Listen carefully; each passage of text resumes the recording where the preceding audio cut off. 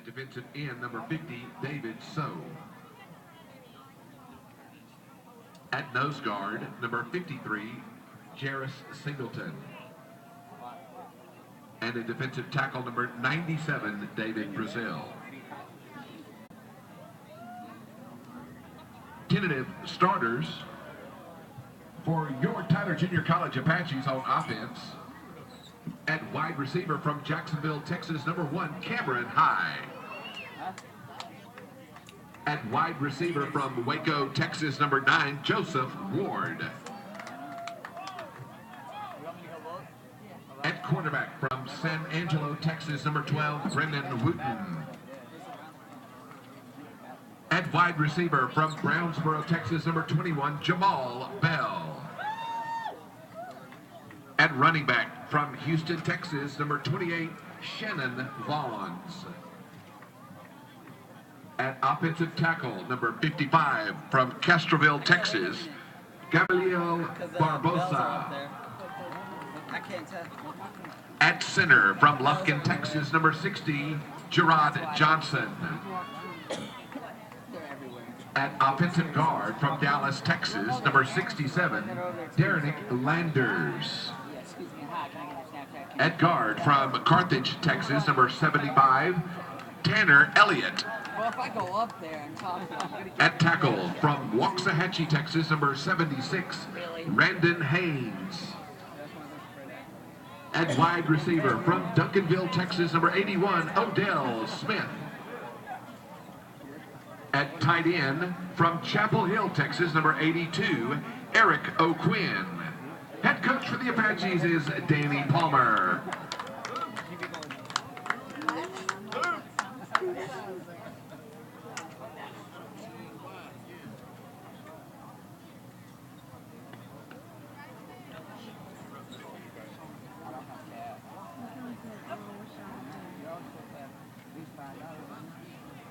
I will tonight. I'll have at least 5 on me tonight.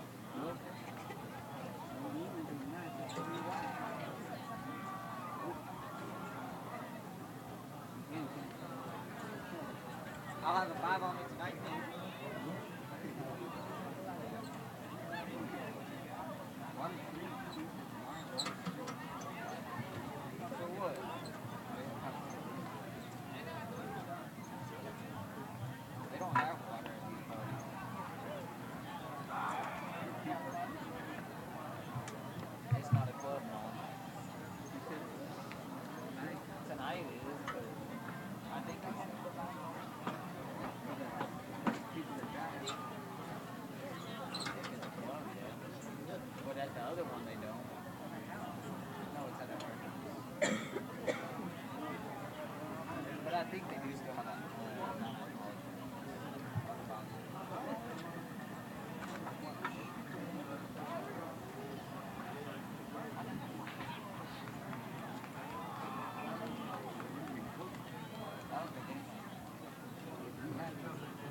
I usually bring something on the way.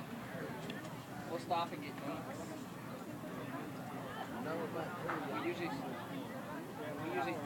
stop and get drinks. Yeah. No, that's just Alright, I'm gonna go check this out.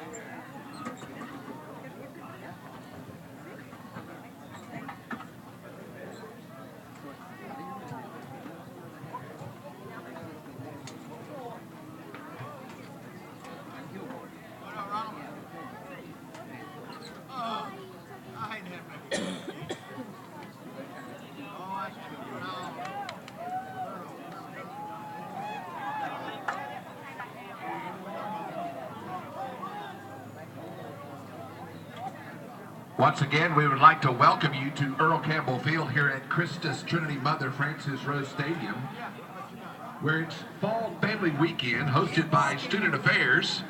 For all of you who are visiting here as family members and parents of Apaches, welcome to Tyler, welcome to Rose Stadium.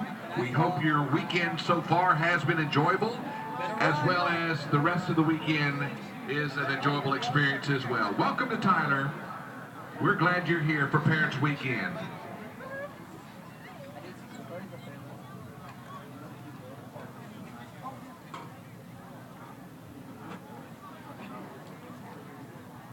I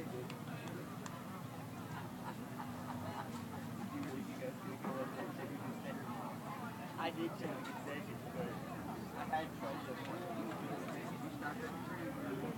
No, I saw. None of the deals were open. I can ask them.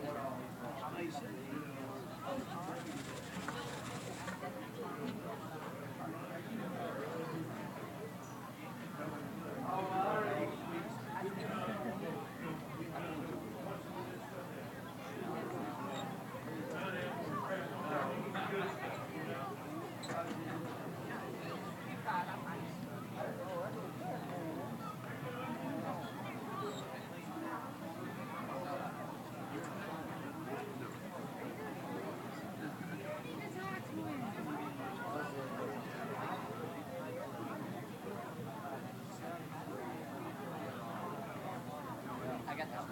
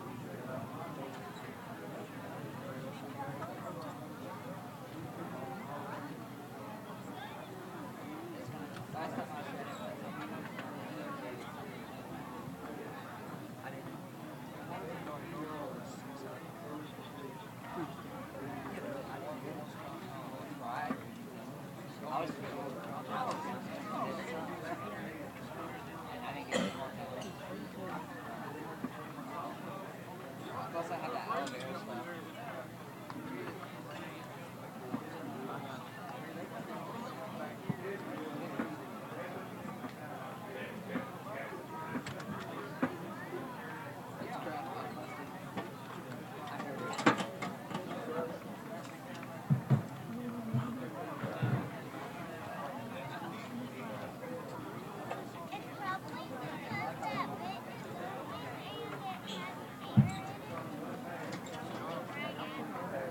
The officials today are from the Southwest Junior College Football Conference. Your referee will be Brian Thompson, umpire Pete Mata, center judge Ted Riojas, line judge Bob Marks, field judge Jonathan Bullock, head linesman is Eric Reinhardt, the side judge Alan Baranowski, and the back judge Jason Schote.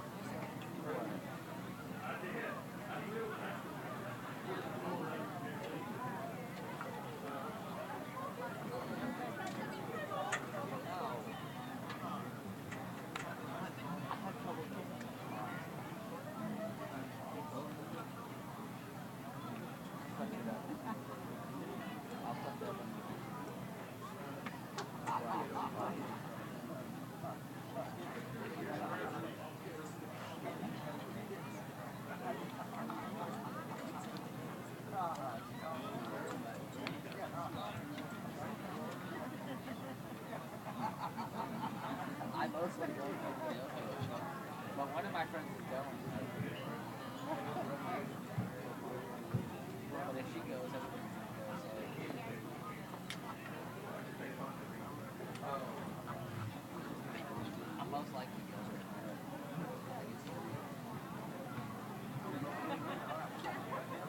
Take me.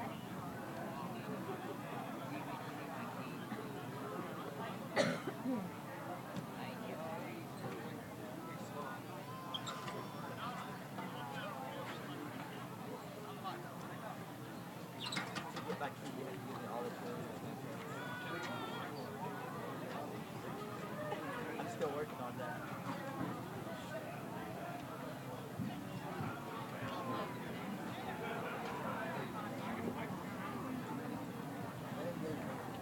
I'm still on that.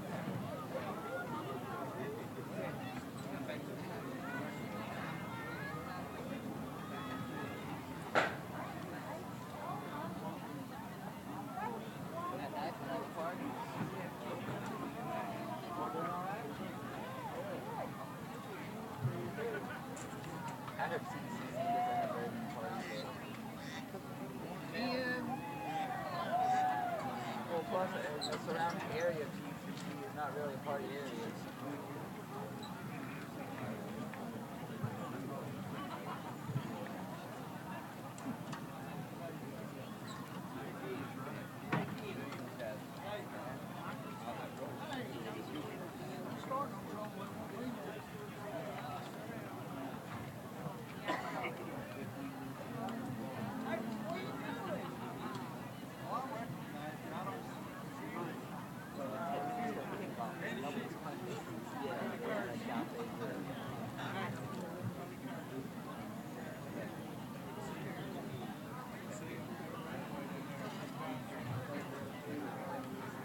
Hi, guys. I know, right by John there.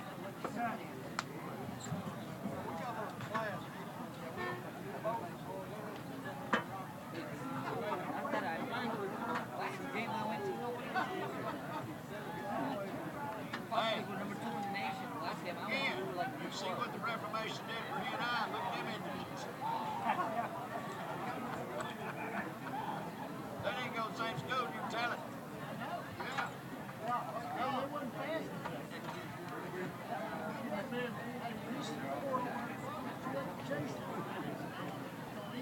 That's right. I said last time. That's exactly right. We couldn't catch a rabbit, we just ate where they been.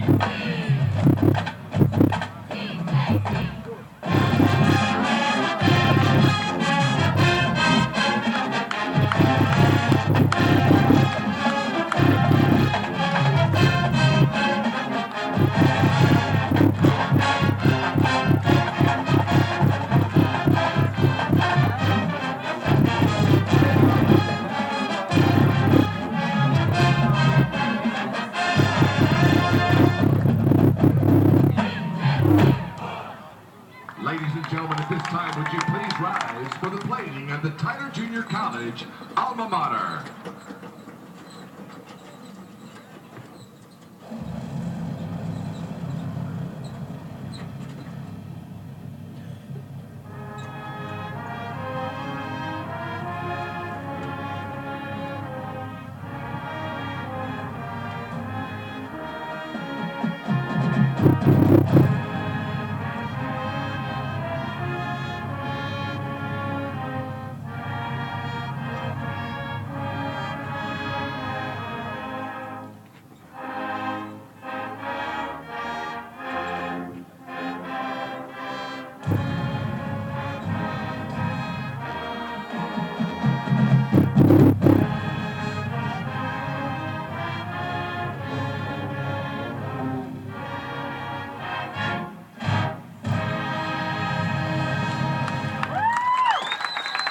Apache Band staff includes Micah Bell, Tom McGowan, Dr. Stephen Meyer, Heather Mitch, and Julie Crawford.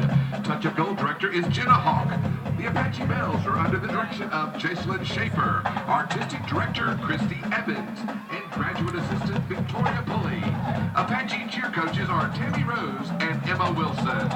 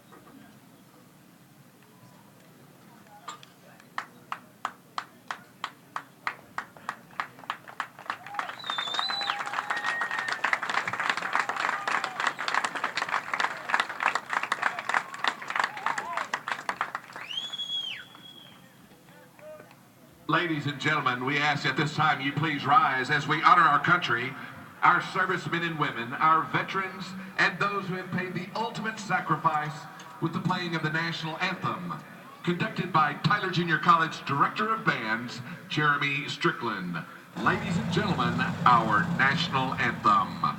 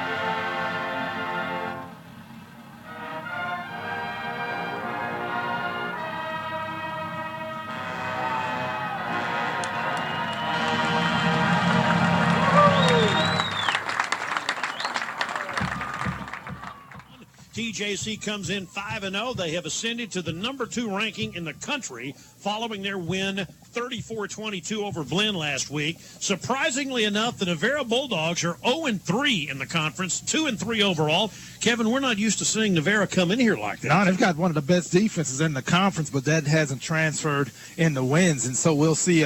We got a up close and personal look against or from this Bulldog football team. But these two teams, when they match up, usually have a pretty good football game. Last year they split. Tyler scored 59 on them in Corsicana and then lost a playoff game in the rain in November here at this stadium. Yeah, again, you never know what you're going to get, but the Apaches are in good shape, again, with an opportunity to go 6-0 for the first time since 2013, but more importantly, get another conference win. Yeah, and a conference win today would move them to 4-0 and all but guarantee them a playoff spot.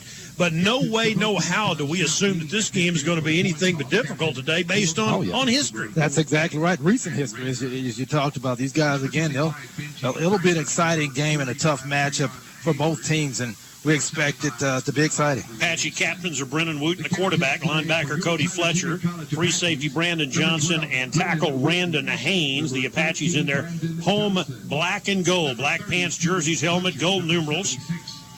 The striping on the helmets in white and gold, and the block TJC logo in black and gold on the side. Navarro in their road, white pants, jerseys, and the red helmet, red numerals with Navarro across the front.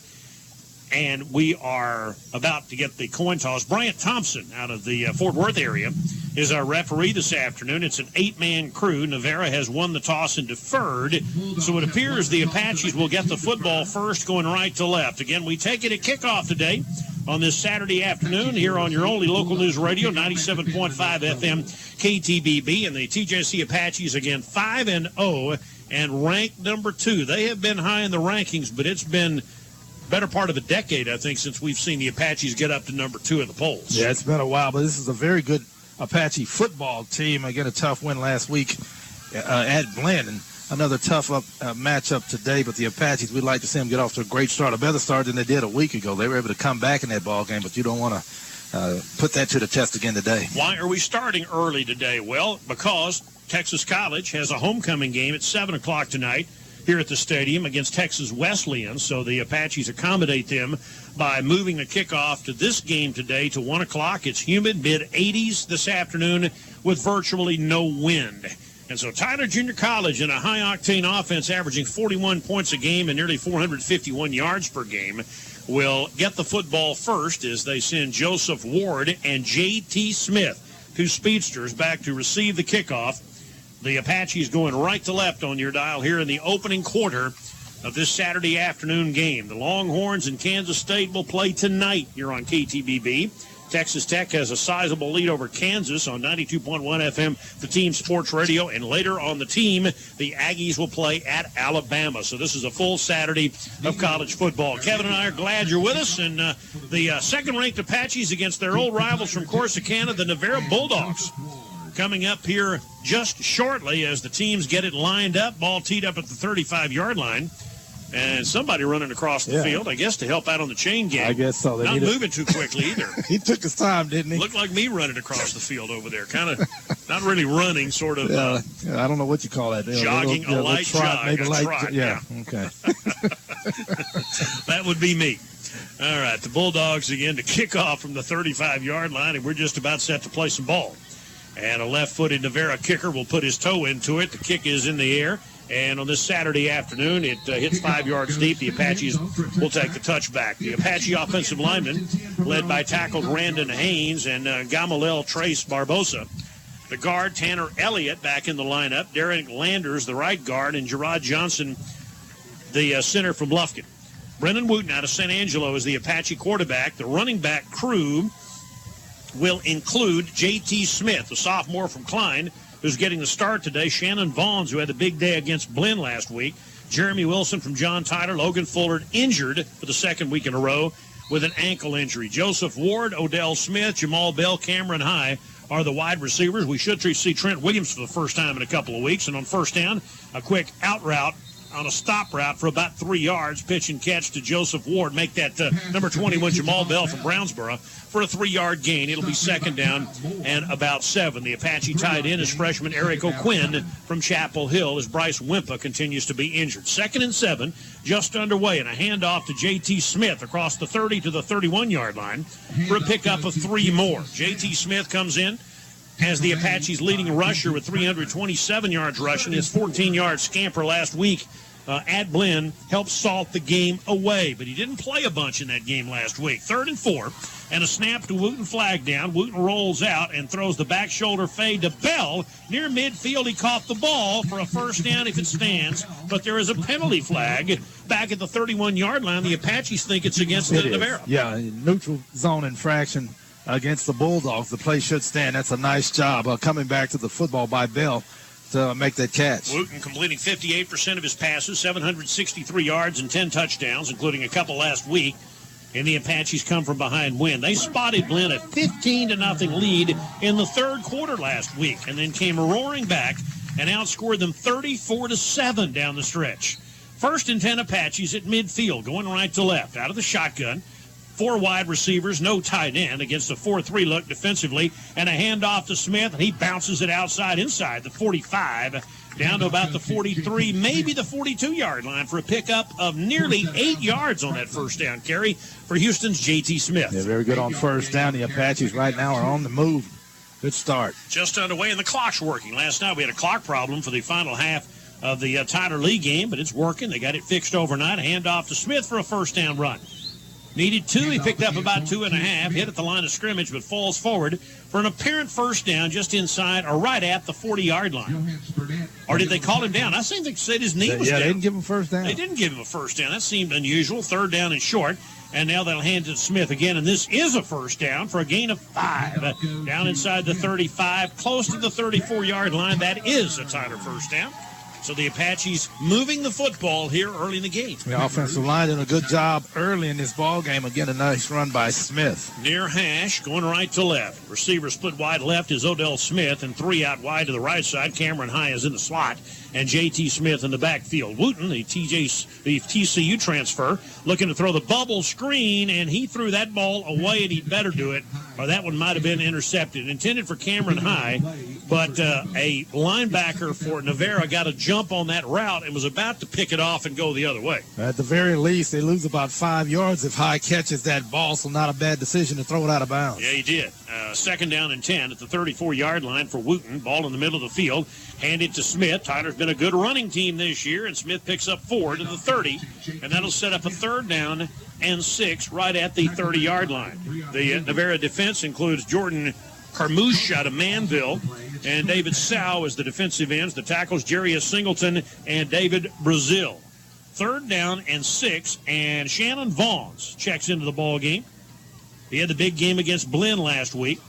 And on a 3rd down and 6, Navarro moves on the defensive line, but nobody in the neutral zone, so no flag. As the Apaches out of the shotgun will snap the football to Wooten, and a hard count, and they almost got him to jump again. And as the play clock winds down to 4, down to 3, down to 2, down to 1, they get it snapped in time, and a blitz coming, and he throws the ball down the near side, and it's caught by Smith. Odell Smith inside the 10. He's down to the 5, down to the 2, to the 1, and not quite in. Did they mark him out before the 1-yard line? I think you're going to say he stepped out at the 5, but he was fighting for extra yardage and almost tagged the pylon for a touchdown. Yeah, nice back shoulder pass by Wooten, and a great adjustment by Smith to come back and catch that pass. 1st and goal at the 5-yard line. The Apaches trying to punch it in. Near hash, hand the ball off to Vaughns. Looking to the outside, he'll score. Touchdown Apaches. Shannon Vaughns goes 5 yards, and the Apaches draw first blood. Well, again, it starts up front. That's just a nice job of blocking by the offensive line, and that allowed Vaughns to get in there untouched with an easy score. That's a nice start by the Apaches offense. Wow, the Apaches go 75 yards on their first drive, and Shannon Vaughns, with his 2nd touchdown of the year, gives Tyler a 6-0 lead. Tyler Dunlop looking to add the extra point, and the Apaches start off well this afternoon. The kick is up, and it's good. 12:09 to go here in the opening quarter. Tyler 7, Navarro nothing on 92 on your local news radio, 97.5 FM, KTBB. So, the only thing more expensive than a college degree is not having one. But you already knew that. You know that all the good jobs require more than a high school diploma. And you know that the college grads make more money than non-college grads. And you know that TJC is only 1/3 the cost of most public universities. So if you know all this, why don't you do something about it? Learn more about the 120 plus degree and certificate options at tjc.edu and join the thousands of successful graduates from TJC since 1926. Since 1977, animal lovers have been getting the best help for their pets and livestock from Doctors Mike Williams and Marcus Alexander at North Tyler Veterinary Clinic. Get your pet preventative care, like heartworm treatment and annual rabies vaccinations. Call 595-3631 for an appointment. You can call for emergencies or mobile ranch service, too. At North Tyler Veterinary Clinic, Highway 271 and the Loop in Tyler, proud sponsors of today's game. 97.5 KTBB FM. Apache scoring drive. 9 plays, 75 yards, 2 minutes and 51 seconds. That's a nice job by the Apaches to mix up the run and the pass for the score. Vaughns with a 5-yard touchdown run. The Apaches have it teed up. They lead 7-0. With 12:09 to go in the opening quarter, Dunlop's kick is high and away and short, taken at the 15-yard line by the Navarro Bulldogs. Upfield to the 24-yard line. It tripped up and tagged down that time Kalen Geiger. Their quarterback is Harry Woodbury out of the Woodlands, a redshirt freshman who's thrown for 941 yards and 6 touchdowns this year. The tailback is Maury Evans from Huntsville with 247 and/or DeAndre Cook. Tyler across the defensive front starts with Tim Pyogafi, Marcel Southall, Jordan Crawford, and Detorian Smith on the front line. Linebackers Sherry Duran and Brett Bloodworth to start. Ethan Rose, the strong safety. Cornerbacks are Cameron Solomon and Jordan Potter, the safety, Brandon Johnson, and Quaylen Thomas. And we'll set the Navarro offense as we go. First down near the 25-yard line. And on a first down, Woodbury will hand it, looking to get outside. The Apache string it out, and Rose, with a really nice tackle on the edge, chops down Maury Evans for no gain on that play. He's a sophomore out of Huntsville.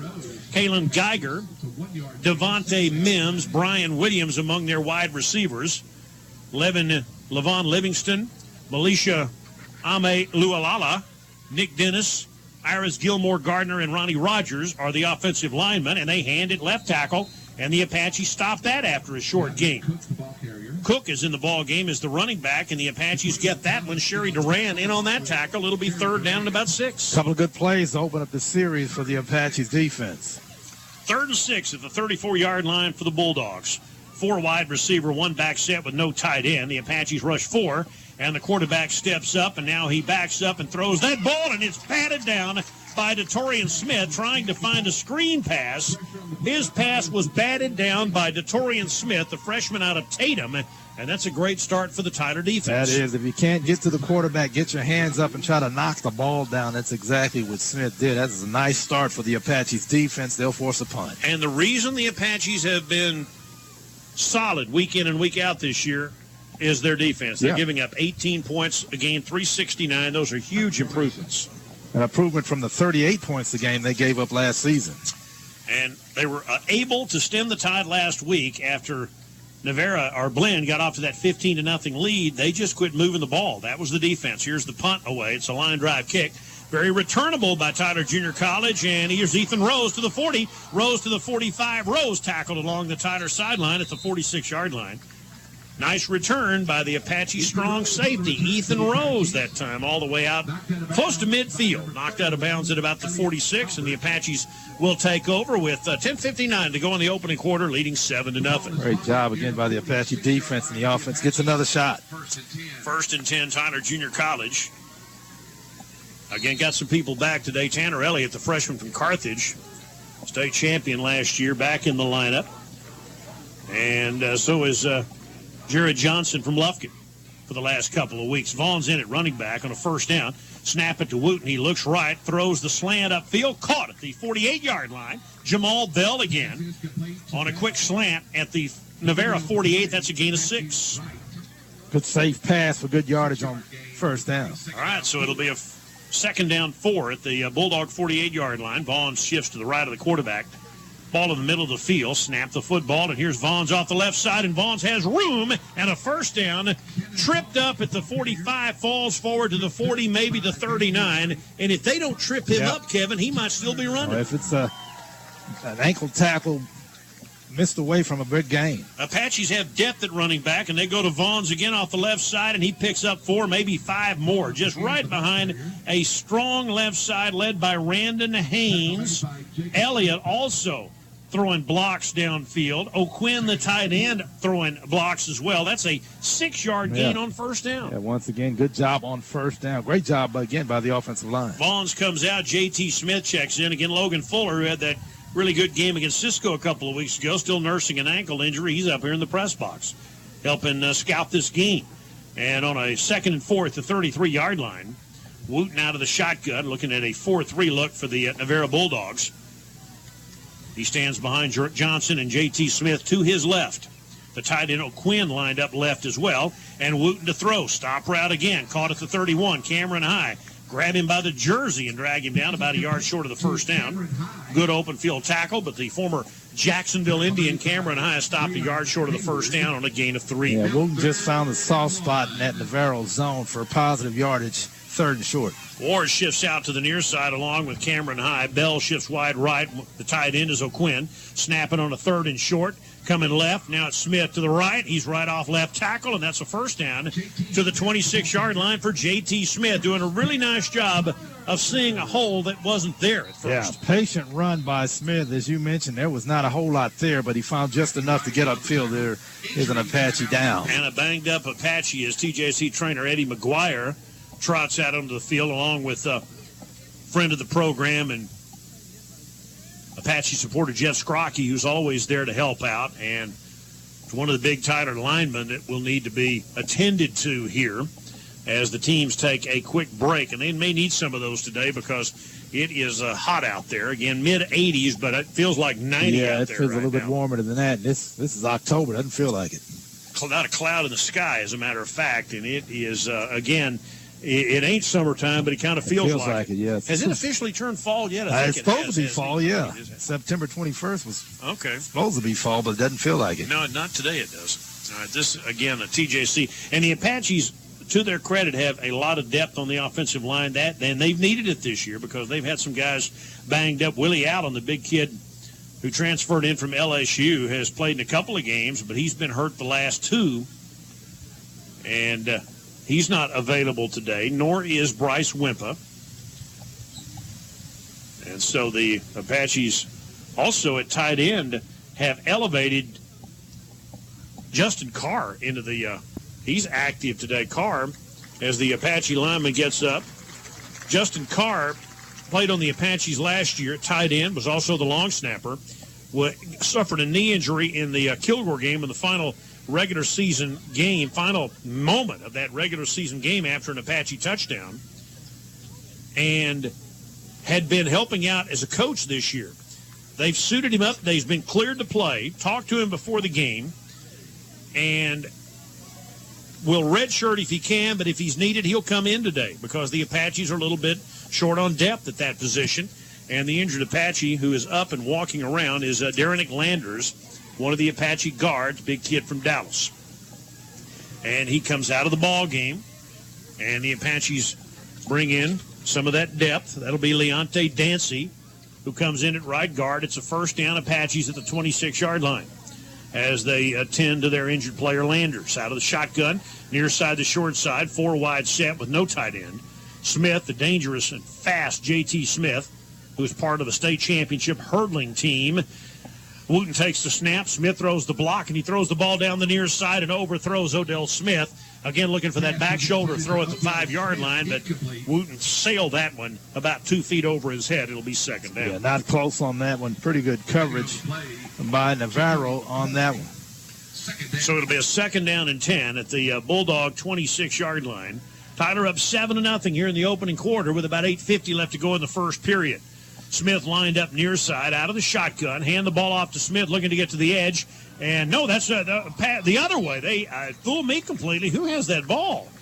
He handed that thing. Did he pass it? Yeah, passed it. It was a pass to Oh, my Bell. goodness. I'm following J.T. Smith, and he flipped that thing out in the flat Yeah, to Jamal Bell. Yeah, on a quick slant route for a first down. Boy, he fooled me completely. That's a first down, Apaches. Now he gives it to Smith. Smith cuts back at the 10, down to the 9-yard line. That's a gain of 6. I'm telling you, I'm following J.T. Smith to the outside, and he completely fooled me on that play. And I think he fooled Navarro, too. Yeah, so that's a good job. Again, the Apaches doing a good job of mixing up the run and the pass and keeping this Bulldog defense off balance. Excellent job that time. 2nd down 4 after the 4-yard gain by 6-yard gain by J.T. Smith. Ball on the near hash, 3 receivers split wide right, and Odell Smith lines up to the short side toward the Tyler sideline.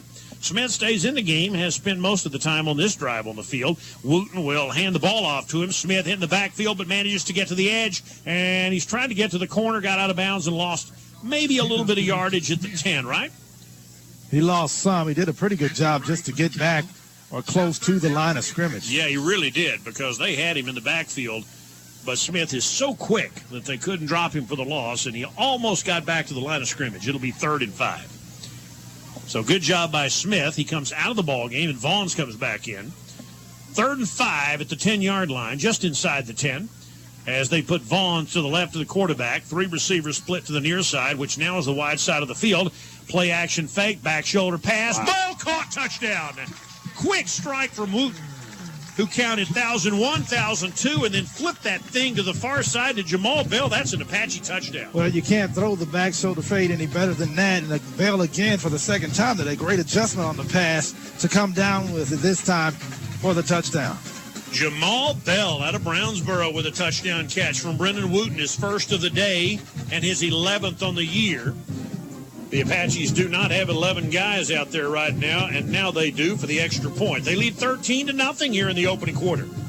And Tyler Dunlop looking to add the extra point. The kick is on the way, and it's good. And with 7:35 to go in the opening quarter, it's Tyler 14, Navarro nothing on 92.1 FM, the Team Sports Radio.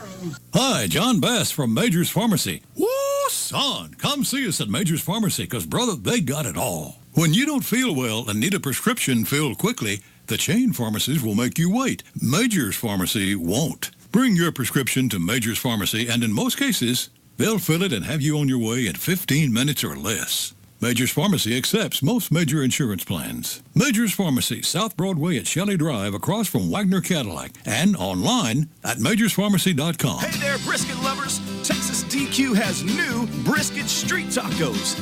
Tender smoked Texas beef brisket in a white corn tortilla with garden fresh ingredients and a dash of cheddar cheese. Served up 3 at a time with a zesty splash of lime. All new brisket street tacos, just $4.99 for a limited time. Only at Texas DQ. DQ, that's what I love about Texas. 97.5 KTBB FM. Apaches lead 14-0, and no, you are listening to KTBB, not 92.1 FM, the Team Sports Radio. This game is on your only local news radio, 97.5 FM KTBB. Tyler up 2 touchdowns, kick is away and along the near sideline, and Dunlop's kick angles out of bounds, so that'll be a penalty against Tyler Junior College. But the Apaches score on the 9-yard touchdown pass to Jamal Bell. What'd the drive look like? Yeah, great drive, 10 plays. 54 yards, 3 minutes and 24 seconds. Once again, Bell with a touchdown catch. Navarro will take over at the 35-yard line following Dunlop's angled kick. Dunlop was the backup kicker last year to Jordan Lawless, and he considers himself really more of a punter than a kicker. He's done a nice job this year.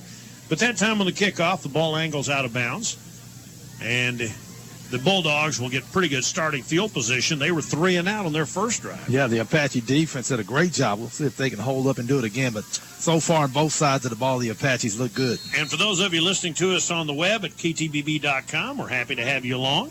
And on the Apache website as well. 1 back, 4 wide, man in motion. Handoff left side, and there's a pretty good hole upfield for about a 7-yard gain off left tackle for the running back DeAndre Cook, who comes in with 394 yards, 14 catches, and 4 touchdowns. That was a nice run to the left for 7 yards. Yeah, they faked the end around and got the Apache linebackers out of position, and they got positive yardage right up the middle. They go with 2 running backs, and they'll hand it again, and this is Cook again, and Cook is hit and knocked up back after No gain, virtually no gain on the play. DeTorian Smith in on that tackle, along with several other Tyler Apaches, DeQuaylen Smith and Brett Bloodworth, a freshman linebacker from Mansfield. He got maybe a yard. It'll be 3rd down and about 2 coming up. Ball marked at the 43-yard line. They bring a new offensive lineman into the game on a 3rd down, and Woodbury is the quarterback. Harry Woodbury out of the Woodlands, 941 yards, 6 touchdowns this year out of the shotgun. Puts the tight end in motion out of the slot, hands the ball off, and there's a 1st down up to midfield before DeQuaylen Thomas makes the tackle, a pickup of 7 yards, and a Bulldog 1st down at midfield. Yeah, good job by Cook, the ball carrier, to bounce that ball outside. Didn't have much up the middle, took it out left, and got the 1st down. So it's a 1st and 10 right at midfield. Snap it. They want to go quickly. They keep it on the ground to Cook, and he breaks into the Tyler secondary for an 11-yard gain inside the 40-yard line. Gets up talking at the end of that play. And that will be marked at the Apache 39. So an 11-yard gain. Cook starting to feel the rhythm. That's exactly what I was about to say. He's gotten it going right now. They have a big offensive line. 1st down at the 39-yard line. Cook again. That gets 3 under the 36. And the Apaches, Brett Bloodworth, among others, are there to make the tackle. DeTorian Smith, who already has a batted pass today, also in on the tackle. 2nd down and 7. 5:45 to go in the opening quarter. 14-0 Apaches. Bulldogs with it, going left to right, hand the ball off to Cook, and Cook runs into an Apache DeQuaylen Thomas, who lures the boom on him at the 31-yard line, but not before he picks up about 5 yards. It'll be 3rd down and 2. Good yardage again, as you mentioned. He did take a big hit. The Apaches have to tighten up right here on 3rd down. 3rd and 3 with the ball at the 32-yard line. They need to gain the 29. Receivers go out of the game, and they bring in a big fullback in there who will line up in a slot for a possible running play. Although with 3 wide receivers, they could throw it as well, and they'll hand the ball off to Cook, and Cook's going to be hitting her the 1st down marker, but I think he's got it. Brandon Johnson in on that tackle. There's some pad popping going on that play. That was a hard running play by Cook. It's going to be 4th down. He's just short of the 1st down. They're going to go for it, though. Yeah, nice job by the Apaches on that play. I thought Cook had gotten enough. The Apaches bring Crawford and Hogue into the ball game, 2 of their big nose tackles, and the Apaches have been pretty successful on 4th down stops this year. If they could take advantage of this opportunity and stop the Bulldogs here on 4th and less than a yard, they would take over near the 30-yard line. And let's see, they load up with a fullback right in front of the quarterback, hand the ball off, and the Apaches stopped him short of the 1st down. They hand the football off to Maury Evans, make that Travell Lumpkin, and the Apaches cut him down in the backfield, and they do not get it. Tyler takes over. The Apaches got great penetration. They were in the backfield, and they were able to make a solid tackle, keep him short of the 1st down. That's a nice job once again by the Apache defense. And so Tyler will take over again. We've seen that time and again this year. This Tyler defense making big plays in game-turning situations. Yeah, it's still early in the season, and too early to start talking championship, but if they continue to play this kind of defense, they've got a good shot. Jordan Pollard's interception in Brenham last week turned the tide in that game, with Tyler down 15-0. A pick deep in blend territory led to Tyler's 1st touchdown. 1st down at the 30-yard line. Wooten out of the shotgun. They go with a 4-wide setup, and Vaughn's in the backfield this time. Snap it to Wooten. Blitz coming, and Wooten throws it down the right side, and this ball is tipped and almost intercepted. Oh, my goodness. That pass floating out there intended for Jamal Bell, and a Navarro Bulldog almost made a Deion Sanders-type play, tipped it up in the air, and almost came down with the football. The Apaches catch a break, 2nd and 10. They really did. He did a great job to get himself back in the play to tip it away. That's Benji Franklin on the defense. 2nd down at the 30-yard line. Apaches again get a little break that time, and the flag flies. The umpire throws it. Tyler moved. So the Apaches are behind the chains now with a 2nd and 15 coming up. A 5-yard walk-off for illegal motion against Tyler.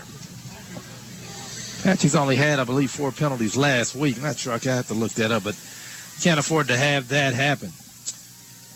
With a 14-0 lead here and a 2nd and 15, the Apaches send 3 receivers out wide to the near side toward the Tyler bench and the home side of the field. A handoff to Vaughns, and he's got a lot of room up to the 40. He's at the 45 to midfield, still running inside the 45, down to the 43-yard line. That's a first down run for Shannon Vaughns from the 25-yard line all the way down to the Navarro 43. That is a gain of 32 yards. And a Tyler first down. They want to go quickly. Vaughns off the left side. Nothing going that time as the Bulldogs stuff the play.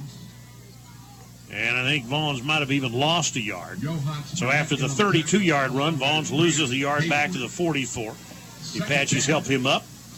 Got a pad sticking out, shoulder pad sticking out. Somebody needs to help straighten him up a little bit. They're second down and 11. The Apaches again go no huddle as they do all season long. 2 receivers left, 2 to the right. Vaughns in the backfield. The tight end don't have a tight end in the ball game right now. It's a 4 wide receiver, 1 back set. And the Bulldogs blitz on a 2nd and 11. Pitch and catch, Joe Ward. Caught. Will break 1 tackle, get it to the 42-yard line after all that running. And 3 Navarro hits. He winds up with about a 3-yard, maybe a 2-yard net on that. And it'll be 3rd down and 9 at the 42-yard line. Yeah, Ward is one of the best weapons of the Apache's offense. They have to find a way, as I said last week, to get him the football. From Waco Midway, he lines up in a slot right. 2 other receivers out wide to that side. And on a 3rd down and 9, let's see what Wooten comes up, and the Apaches flinch again. Yep, right guard.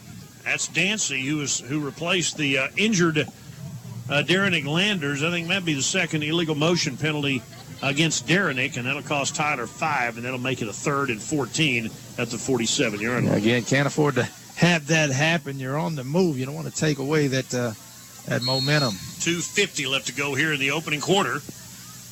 And the TJC Apaches facing a 3rd down and long at the 47-yard line. Odell Smith splits out wide to the right side. The Apache receiver Justin Bailey comes near side. And now they bring Smith that way, all toward the short side of the field. And on a 3rd and long, Navarro's been blitzing a lot this afternoon. And they throw the bubble screen, and this is Joseph Ward. Ward inside the 45. Won't get the first down, but does get it into Navarro territory at the 41. It'll be 4th and 8. So after all that, they could not get Ward separated downfield. And the Apaches will face a 4th down and about 8 coming up at the Bulldog 41-yard line. They haven't sent the punt team out yet. Not yet. I think they are going to do it right now, though. They're going to send out the punt team and punt it away, which is, at this point, probably the right decision. So Tyler Dunlop comes out on the field to punt it away with the opportunity to pin the Bulldogs deep in their own territory with 2:07 to go in the opening quarter. Apaches with a 14-0 lead here at Christus Trinity Mother Francis Rose Stadium. And the head linesman blows it dead and a timeout for TJC. We'll take a 30-second break, too. 2:01 to go first quarter. 14-0 Apaches. Back in 30 seconds on your only local news radio, 97.5 FM KTBB. Football season is here, and with your local football teams taking the field, that means road trips. Billings Tire and Service has everything your vehicle needs to follow your favorite team on the road this season, like the new Michelin LTX for your truck and the Michelin Premier AS for your car. So before you hit the road this football season, visit Billings Tire and Service, 2150 Grande Boulevard. Billings Tire and Service is a proud supporter of local high school sports. Call 903-561-5333 for your appointment. 97.5 KTBB FM. Bill Coates, Kevin Simon with you here at the stadium. Kevin Arden back at our KTBB studios. Kevin will update us on college scores, some high school stuff from last night, maybe even some baseball playoff information at halftime. We are late in the opening quarter. The Apaches with a 4th down and 8. And in punt formation, leading 14-0 with 2:01 to go against Navarro this Saturday afternoon. Dunlop at his own 46-yard line. And the former LD Bell product in the Hurst-Euless Bedford area kicks it away. It'll be fair caught at the 9-yard line by the Bulldogs. And the Bulldogs will start at their own 9-yard line here, with the Apaches having scored on a 5-yard touchdown run by Shannon Vaughns to cap a 75-yard drive, and a 9-yard pass from Wooten to Bell to cap a 54-yard drive. Navarro again coming into play today, 0-3 in the conference. That is so uncharacteristic, having lost to Trinity Valley Blinn and Northeastern Oklahoma. They did beat Arkansas Baptist 71-6 last week. And in the opening week, they won at Georgia Military 23-7. And back to pass, Woodbury, his own end zone, and he's going to be in trouble, and he is going to have to throw this ball away and I'm not sure he was outside the tackle box, and he tried to throw it away, and the Apache still almost came up with it. Now, Bryant Thompson, the referee, took a long look at that. He wasn't outside the tackle box. No, he wasn't. He went They almost straight had back. him sacked for safety. Yeah, he got rid of that ball, and the Apaches also had an opportunity to intercept the pass, and they knocked each other off of it. Looks like Navarro will get away scot-free on this one. Yeah, I'm thinking that might be intentional grounding in the end zone. But as it turns out, it'll be 2nd and 10 at the 9-yard line. The Apaches with a big pass rush. Devontae Wheatley almost had the sack of the safety, and the handoff off the left side. Upfield, Cook out to the 15-yard line. He picked up about 6 yards. DeAndre Cook has been running well here in the opening quarter. And again, the Also there for Tyler. Bulldogs got away with one, but the Apaches got away with a near pick early in the first quarter, so maybe these kind of things even out. 3rd and 4 at the 15-yard line. 3 receivers split left, 1 to the right on a 3rd down. The Apaches rush 3. They hand the football off, and the Apaches stone the ball carrier. Fletcher is there, and he'll be short of the first down. And that football off that time, and nothing doing. Short of the first down that time, Maury Evans. It'll be 4th down and 1, and Fletcher filling the hole brilliantly that time for TJC. The Apache defense coming up big once again. They didn't get the sack earlier in that possession, but a nice job to force another punt. Yeah, the Apaches playing the run well here. And again, the pass rush forcing a first down play into a near turnover. And now they have their punter standing at the 2-yard line, and the Apaches watch him kick it away. It'll be Rose at the 36-yard line. Rose up to midfield. Rose to the 45-40. Rose to the 35. Throws a stiff arm. Ethan Rose tackled near the 31-yard line. How about Ethan Rose, the sophomore from Lafayette, Louisiana, with 2 big punt returns today? Yeah, I think the punter actually had to make the tackle. Or somebody does. In there, that's a nice return by the Apaches. They'll mark Ethan Rose's knee down at the 32-yard line, and that's where TJC will start this drive with 35 seconds left to go in the opening quarter. Yeah, good scoring opportunity here for the Apaches coming up. They have to take advantage of it. Yes, indeed. Joe Ward splits out wide to the right side. The Apaches will set up on the far hash, and it will be Vaughn's in the backfield, Wooten all the way at quarterback, Cameron High and Odell Smith out to the near side. The tight end lined up right as O'Quinn, and Vaughn's lines up that way to the right of the quarterback. Fake the handoff, and they're going to run the double reverse. No, it's going to be Cameron High on the keeper, and he's got room to the 25, and High upended inside the 25-yard line. They faked the double reverse, and Cameron High kept it and picks up about 8 yards on that play. 2nd down short coming up. And if Cameron's a little faster, it's an easy score. It's good yardage on first down anyway. Cameron High, the former Jacksonville Indian, with an 8-yard run down to 10 seconds in the opening quarter. Looks like the Apaches will probably get one more playoff before the quarter comes to an end. Down to 4, down to 3. No, I think they're going to let the quarter end. The quarter will end here at Christus Trinity Mother Francis Rose Stadium. Tyler leading Navarro 14-0 on your only local news radio, 97.5 FM, KTBB. Ah, this is you. You graduated, maybe even took a semester off, and you're ready to choose your path. Well, TJC's one of the top colleges in the nation, and it's only a third of the cost of a state university. With more than 120 degrees and certificates, TJC has a program to help you get a jump start on the dream career you've always wanted. So get that backpack ready and sharpen those pencils. It's time to take hold of your destiny. So, ready to take that next step? We'll walk you through it. Find out more at tjc.edu. Your search for a home loan should start and end with Guild Mortgage, the Holyfield Group. Tom Holyfield has served East Texans and their mortgage needs for over 20 years. Guild Mortgage is located at 1300 Hollybrook Drive in Longview, Texas, 75605, and 6775 Old Jacksonville Highway, Suite 2 in Tyler, Texas, 75703. They're on the web at tomholyfield.com. Equal housing lender. Company NMLS number 3274. Tom Holyfield, NMLS number 210861. 97.5 KTBB FM. Second quarter here at Rose Stadium. Bill Coates and Kevin Simon with you. Tyler leading 14-0, and they've got the ball with a 2nd down and 2 at the Navarro 24-yard line. Going left to right, Tyler with the football in the lead and a 5-0 record, a number 2 national ranking. 4 wide receivers. This time they go without the tight end. Vaughn's in the backfield. Their quarterback, Brennan Wooten, takes the snap. Pump fake on the play action, throws downfield, and that ball's tipped and almost intercepted. On a second down, they take a shot to Odell Smith on the slant at the 15-yard line, and the pass sailed on Wooten. Smith not able to go up and get it, and when you get a tip pass like that, about 8 times out of 10, it seems like somebody's going to intercept it, not that time. Yeah, the Apaches got a break on that one as Wooten threw in the double coverage. They get away with it. 3rd down and 2, though, and Tyler Junior College gets away with a bit of a break that time, and they'll try to make the most of it here. 3 receivers split left, 1 to the right. Vaughn's out of the standing next to the quarterback, and now Wooten to take the snap. Let's see if Navarro blitzes. They've been doing a lot of that this afternoon. Here they come. Hand the ball off to Shannon Vaughns, and he fights for the first down to the 20-yard line. Shannon Vaughns, hard running. The Apaches have some thunder and lightning with their running backs. J.T. Smith and Jeremy Wilson are the lightning. Shannon Vaughns and Logan Fuller are the thunder, and they get the first down. Well, that's a tough run by Vaughns. We saw a lot of that last week against Glenn, and a nice job there as well. 1st down and 10 at the 20-yard line for the Apaches. Ball in the middle of the field. 4 wide receivers set. Play action again. Blitz coming. Throws down the near side. Overthrows Joseph Ward. He had his man beat. Just missed him. That's a near miss. Should have been 6 to the Apaches. Just missed him, as you mentioned. Again, they try to get the ball to Ward. They need to get the ball to Ward, and they'll come back to that play just out of his reach. It's funny. It's easy to sit up here and say that unless you're the one down there doing it. But that very easily could have been a touchdown. Try it again, 2nd down and 10 at the 20-yard line from the near side. Hand the ball off, and Vaughn's picking his way and running tough down to the 15, maybe the 14, depending on where they mark him down. Very close to the 15-yard line on a gain of about 5 yards.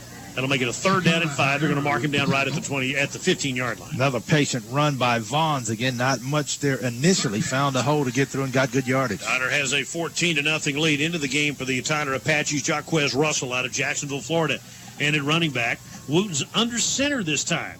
Cameron High and Odell Smith shift into a double slot to the right. And a man goes in motion, fake the handoff and the bootleg. And Wooten throwing downfield, and there's a lot of traffic at the 10-yard line intended for Ward. Incomplete, and the Apaches face a 4th down, and we may see Dunlop for a field goal try here. And indeed, that's what it'll be. Tyler Dunlop, who is 3 of 6 this year on field goals, will come out to try to make it a 17-0 game. A good job by the Bulldog defense to keep the Apaches out of the end zone. Again, the Apaches had great starting field position on that drive. Looks like they'll have to settle for a field goal attempt. Watson is the holder. Dunlop, the kicker, from the near hash. Be a 32-yard field goal from the 22-yard line. And the snap and the holder good, and Dunlop's kick is on the way, and it's good. 13:43 to go here in the second quarter. The Apaches tack on 3 more. And they lead Navarro 17-0 on your only local news radio, 97.5 FM, KTBB. Hi, John Bass from Major's Pharmacy. Woo, son, come see us at Major's Pharmacy, because, brother, they got it all. When you don't feel well and need a prescription filled quickly, the chain pharmacies will make you wait. Major's Pharmacy won't. Bring your prescription to Major's Pharmacy, and in most cases, they'll fill it and have you on your way in 15 minutes or less. Major's Pharmacy accepts most major insurance plans. Major's Pharmacy, South Broadway at Shelley Drive, across from Wagner Cadillac, and online at majorspharmacy.com. Hey there, brisket lovers. Texas DQ has new brisket street tacos. Tender smoked Texas beef brisket in a white corn tortilla with garden fresh ingredients and a dash of cheddar cheese. Served up 3 at a time with a zesty splash of lime. All new brisket street tacos, just $4.99 for a limited time. Only at Texas DQ. DQ, that's what I love about Texas. 97.5 KTBB FM. Tyler leads 17-0, a 32-yard field goal by Dunlop. Well, the Apaches are able to take advantage to some degree of the starting field position. They go 6 plays, 17 yards before they kick the field goal. Homecoming week begins October 23rd, capped off by the October 28th game here at the stadium against Kilgore. And the ball is teed up here as the kick is away, and it is out of the back of the end zone for a touchback. Next Saturday afternoon, the Apaches at Trinity Valley, ranked number 4 in the nation this week. And then 2 home games to wrap up the regular season against New Mexico Military and then Kilgore.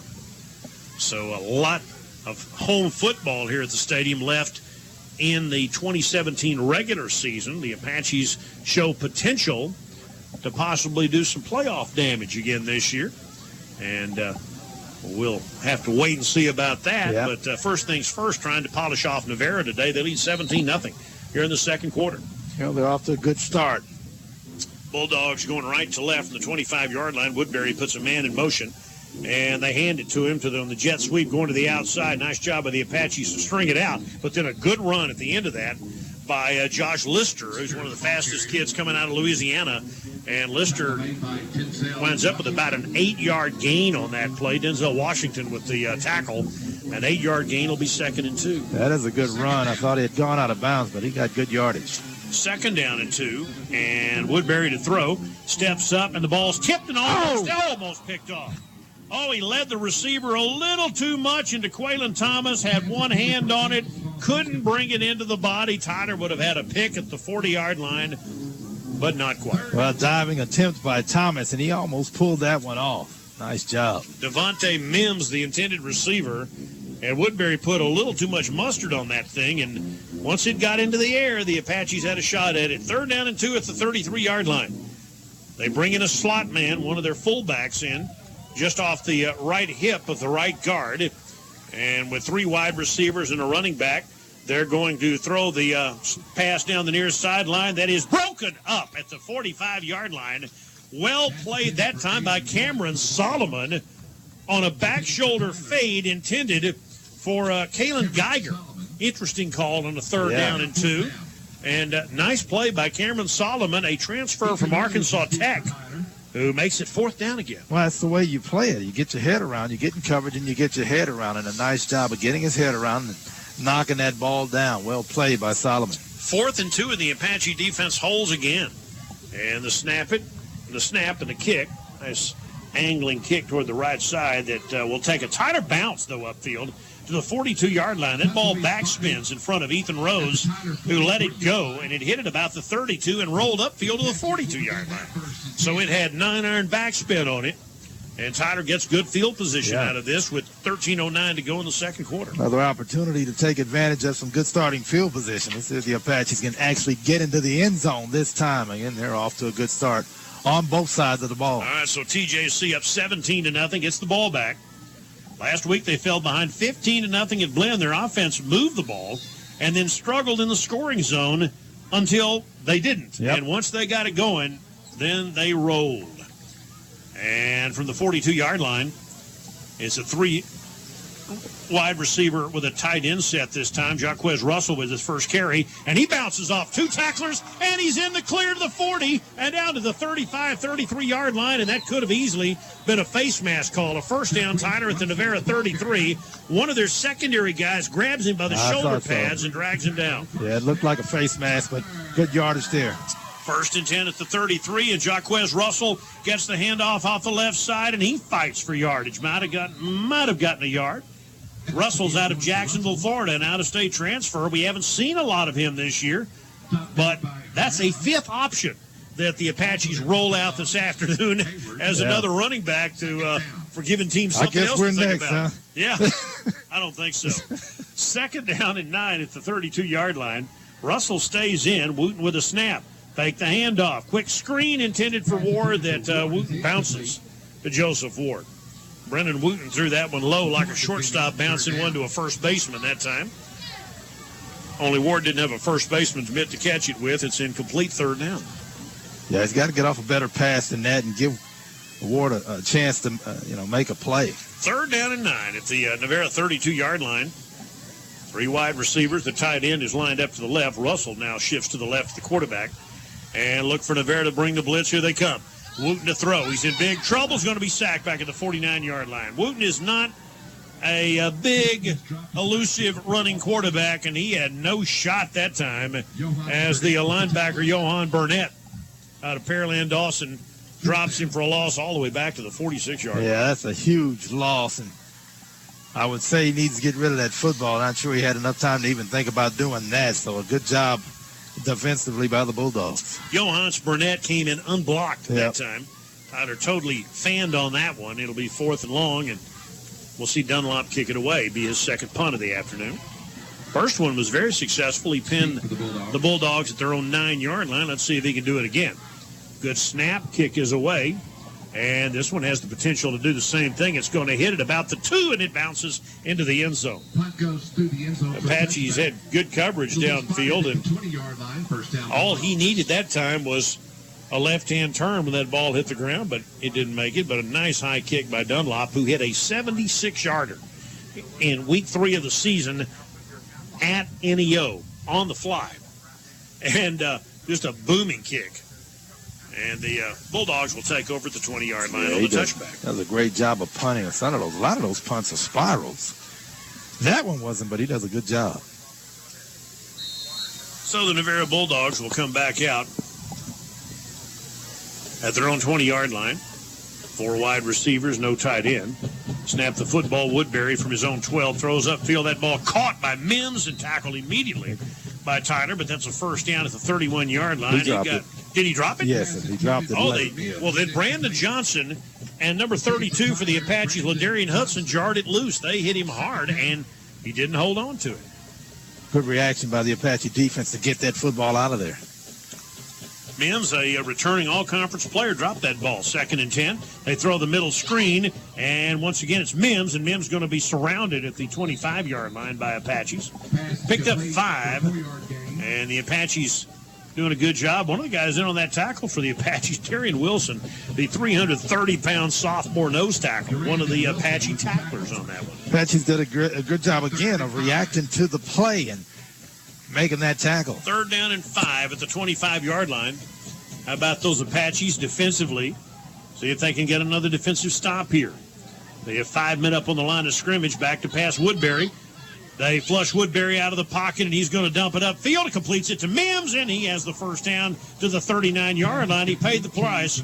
He got buried that time by Hudson, but Mims that time holds on for a first down. Well, Sherry Duran left the receiver to go get after the quarterback, left the receiver wide open. If he just sticks to the receiver, the quarterback has nowhere to go with it. 1st down and 10 at the 39-yard line. Looking to throw, 3-man rush. And they finally dump it upfield, and it is Cook, and he makes the tackle, but he is tackled immediately by Sherry Durant after a 2-yard gain. Excellent open field tackle by Sherry Durant after a short pitch and catch to DeAndre Cook, 2nd and 8. Well, and better coverage by Durant on that play, and a nice tackle. 10 minutes to go in the second quarter. 17-0 Apaches. They try to get a player off the field, and they didn't.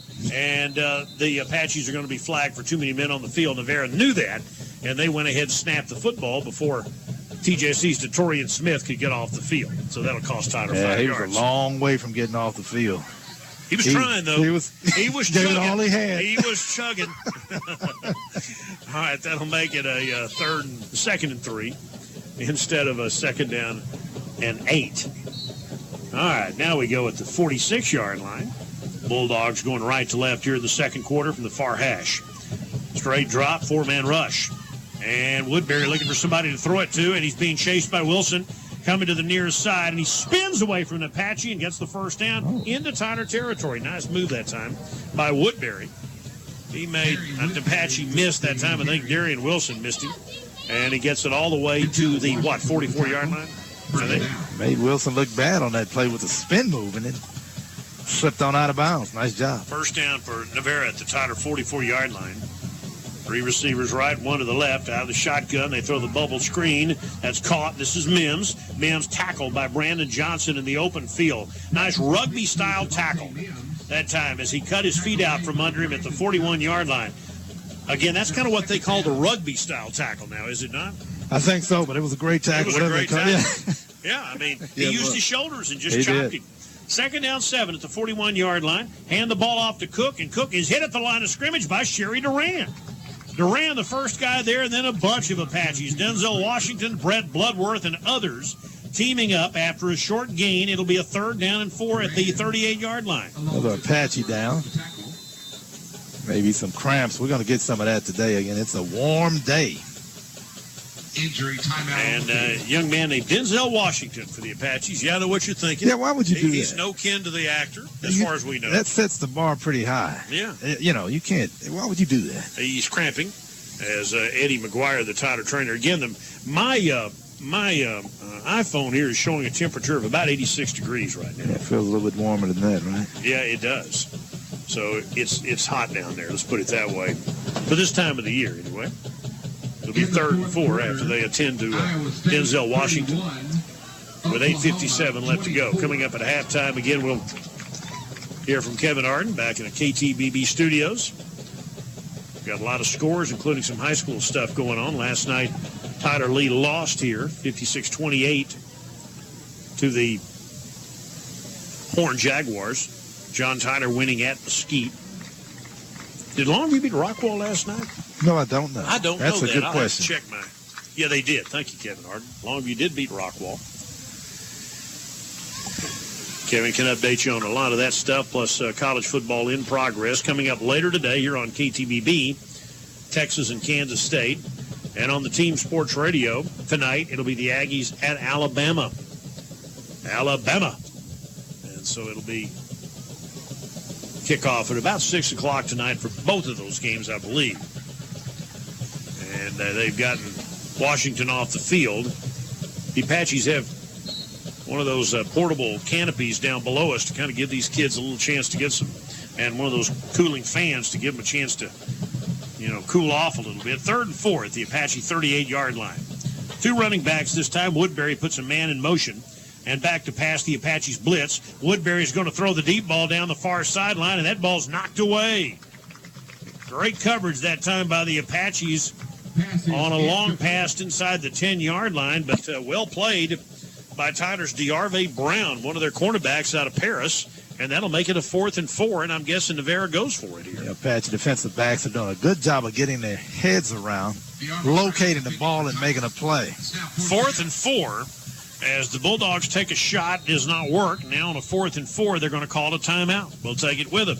8:36 to go here in the second quarter. Tyler leads at 17-0. We're back in 30 seconds on your only local news radio, 97.5 FM, KTBB. Since 1977, animal lovers have been getting the best help for their pets and livestock from Doctors Mike Williams and Marcus Alexander at North Tyler Veterinary Clinic. Get your pet preventative care, like heartworm treatment and annual rabies vaccinations. Call 595-3631 for an appointment. You can call for emergencies or mobile ranch service, too. At North Tyler Veterinary Clinic, Highway 271 and the Loop in Tyler, proud sponsors of today's game. Your only local news radio. This is KTBB Tyler, KTBB FM Troop Tyler Longview, and KTBB.com. 4th and 4 to the Navarro Bulldogs at the Tyler 38-yard line. Apaches lead 17-0 here in the second quarter. Now they got the punt team out there. So they respect the Tyler defense enough to send the punt team out there if they indeed punt the ball, and it looks like they will. End over end kick sailing out of bounds along the near sideline. That is another victory for the Tyler defense as Navarro punts it out of bounds, and not a great kick either. The side judge is going to walk it all the way upfield to about the 15-yard line, and that's actually good news for the Apaches. That is not bad. It's been that way all year long. This Apache D, more than anything else, what has impressed me about them this year is they're a good tackling team. They are, and that's what you have to be in today's game. You got to be able to wrap up and tackle, but the Apache defense forced the 4th punt of the day by Navarro. They start off with 8:31 to go in the second quarter, up 17-0 with the ball at their own 15-yard line. Vaughn's in the backfield, tight end and 3 receivers left, and Wooten's going to throw the slant pass upfield, short pitch and catch to Bell, and he's tackled immediately after catching the ball at about the 18 or the 19-yard line. Very short gain, 3, maybe 4 yards to Jamal Bell. And so Tyler will move the sticks up just a bit. Second down for the Apaches. That's a gain of about 4 yards, actually. 2nd down and 6. Yeah, they'll take it. He'll take it. Works like a running play. 3 receivers this time to the wide side toward the Tyler sideline. Ball stays in. Brennan Wooten, the Tyler quarterback. Where's number 12 on that black jersey, looking to throw. Blitz coming. He's going to throw it up the near sideline. He's got Joseph Ward there, and it's knocked away. Ward for a moment was open, and then a nice job by the Navarro cornerback, Benji Franklin, to catch up.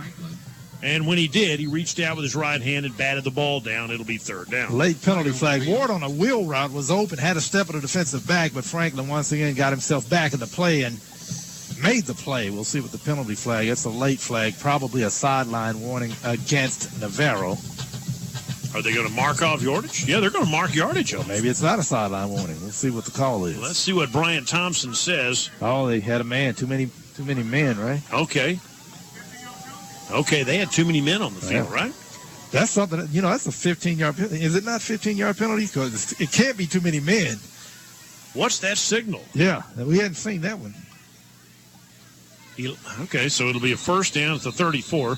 Going to have to check on that Well, that's signal. another penalty flag. And another penalty flag. And again, it's on the Navarro bench. Something is going on that sideline. That's the second penalty from the same official on the Navarro sideline. The linesman is over there talking with the Navarro sideline, and that may be a 15-yard walk-off against the Navarro sideline. Let's see what they walk off. They're going to walk off yardage, and I think Cody Krill, the Navarro coach, this is a 15-yard game. Yeah, back-to-back, same play. And this is going to be on the Navarro coaches over there, I believe. I think it's the same thing. I think both penalties are on the coaches.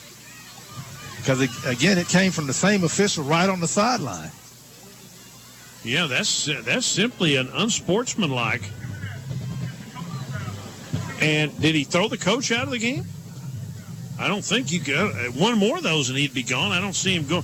But that's two 15-yard penalties two huge on penalties. Navarro that moves Tyler out to the 49-yard line. The Apache's up 17-0 at the 49-yard line after back-to-back 15-yard penalties. Wooten out of the shotgun, hands the ball to Vaughns, and Vaughns picking his way across midfield to the 46-yard line. Good blocking on that left side that time. Randon Haynes over there along with the left guard Tanner Elliott.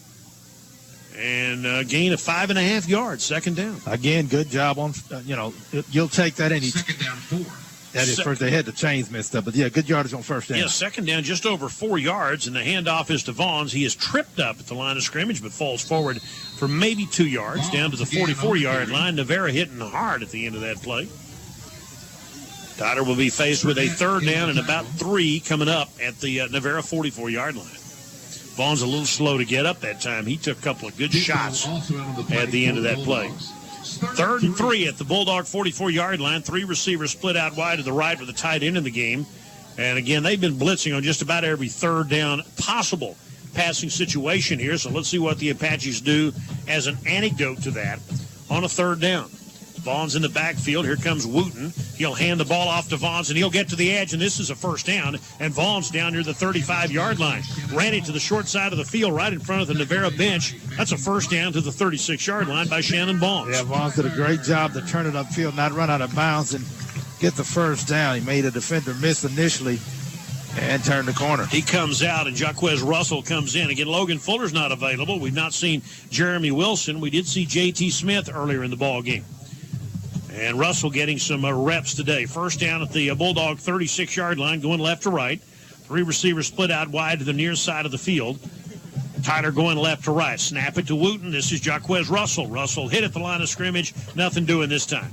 Well played off the left side of the Tyler defensive line that time by one of their defensive linemen. Number 47 is Jordan Carmouche out of Manville, a transfer from SMU. It'll be 2nd and 10. That's a good job by their defense. The Apaches will have to regroup and try it again, but give them credit on that one. We're down under 5 minutes to go in the second quarter. 17-0, the Apaches lead.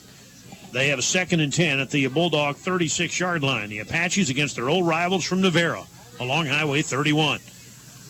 Jaquez Russell in the backfield. The tight end is O'Quinn. 3 receivers. Bubble screen near side. Bell. Caught 35. Bell to the 30. Bell's gone. 15, 10, 5, and a touchdown. A hip fake by Jamal Bell was all it took. That's a 36-yard touchdown pass to Jamal Bell, his second of the day. Well, Russell got the key block that sprung him for the touchdown. I thought it was going to be a short gain, but again, Russell made the key block on the defensive back that sprung him for the score. It's 23-0. Apaches over Navarro. Wow. Yeah, good design and execution. That's the way you set up that play, and you got to like the way the Apaches are playing here. Wooten to Bell for the second time this afternoon. That's his 12th touchdown pass of the year. And here's Dunlop to try to make this a 24-0 Tyler lead, and he does. 5:31 left to play in the second quarter. Tyler 24, Navarro nothing. On your only local news radio, 97.5 FM KTBB.